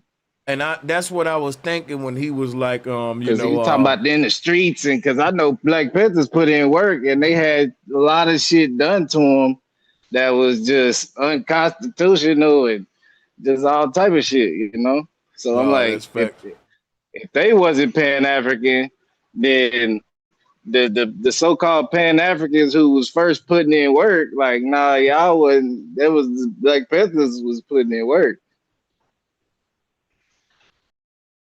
Yeah, I wish I would have brought that up because the Black Panthers was like they predated the Pan African movement, in my opinion. In my opinion, they predated it.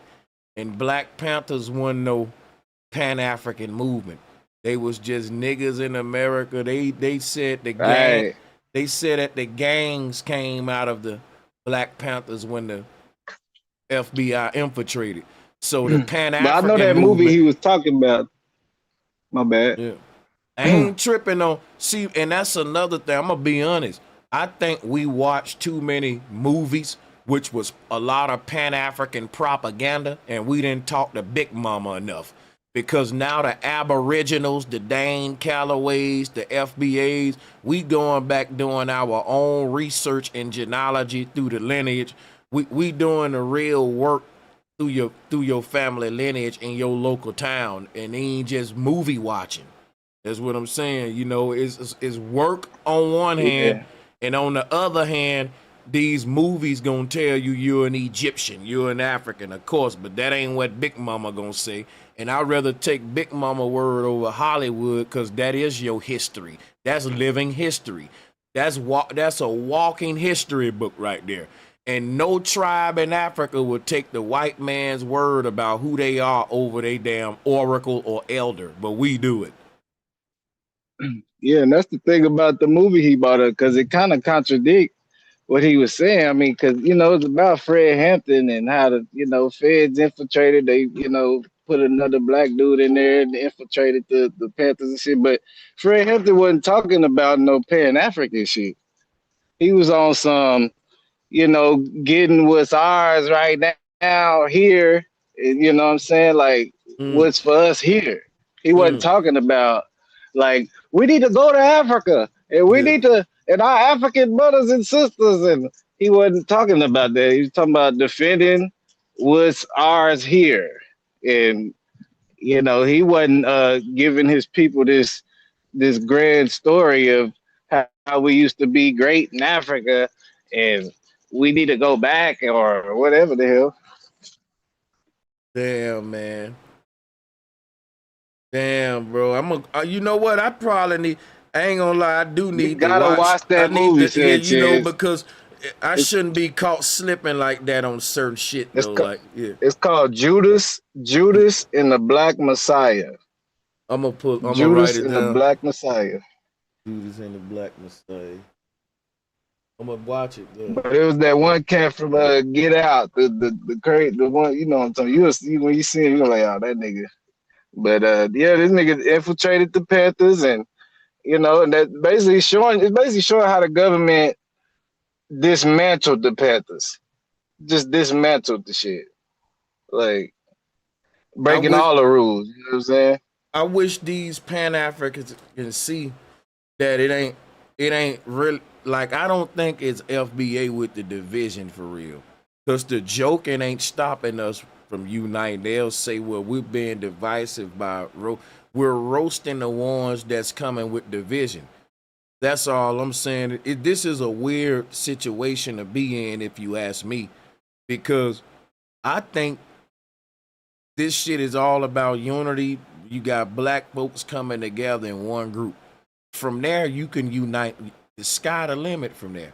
But when they talk about black folks uniting with people in Africa, not if they can't unite with themselves. You see, so I don't understand how they think they can go against one and have the other. That's what be tripping me out. Yeah, I'm saying it's probably more black division in Africa. Yeah. You know what I'm saying? Like they like they chopping, you know, they doing each other dirty. You know what I'm saying? Like so, Yeah, that's like ain't facts. nobody trying to go over there, or So just to say I'm proud to be from there, and you know, like nah, we definitely ain't from that. I don't know nobody in my family who say they was from Africa, they daddy, they great grandpa, whoever the hell, or even been. So like yeah, it's more feasible to you know go off the nigga we been here. yeah, for real. And even they say that. They say even I don't agree with the Pan-African theory, but a lot of Pan-Africans are saying y'all ain't the Native Americans, and they'll point to, you know, the $5 Indians, but they'll turn around and say blacks were the first Americans because we came here, Africans came here first. So they will double talk just to undermine the movement, which is hella crazy. That what make me say this shit gotta be some COINTELPRO shit. They'll go against their own teaching to keep this shit from going. Like, we ain't the first Americans when we've been saying we didn't land on Plymouth Rock. Plymouth Rock landed on us. But I'm gonna shut this one down. Y'all be on the lookout for the next one, man. Peace and much love. Get in the comments though and let me know. Do these thumbnails offend y'all? It's just two brothers enjoying some good old tripe, and they're a little bit ashy. You know, they've been doing a lot of work and stuff like that. Hey, for sure, man. Appreciate you letting me come out at you, man. Oh yeah, appreciate, man. I enjoyed y'all, man. Salutes to y'all brothers, right, man, for sure. Much love. Shout out to all the channel members, man. Peace to my Patreons out there as well. I got some fire content coming for y'all, some good documentaries. Be on the lookout, man. The members already got they got one of them first. So let me see. I'm gonna show this to y'all before we go, because this will be uploaded, I think, Thursday. I got it scheduled, but the members got this right here first. It's 360 verse 365, and the zodiac wheel right here.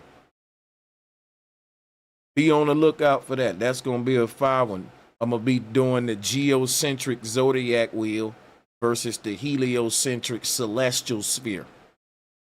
360 degrees versus 365 days. That's what this one is based upon. So be on the lookout for that. That 360 the sky into. So yeah, y'all gotta check this out. It'll be uploaded soon. It's gonna be fire, man. 360 degrees versus 365 days is gonna show you why the zodiac wheel is not really applicable to the globe model.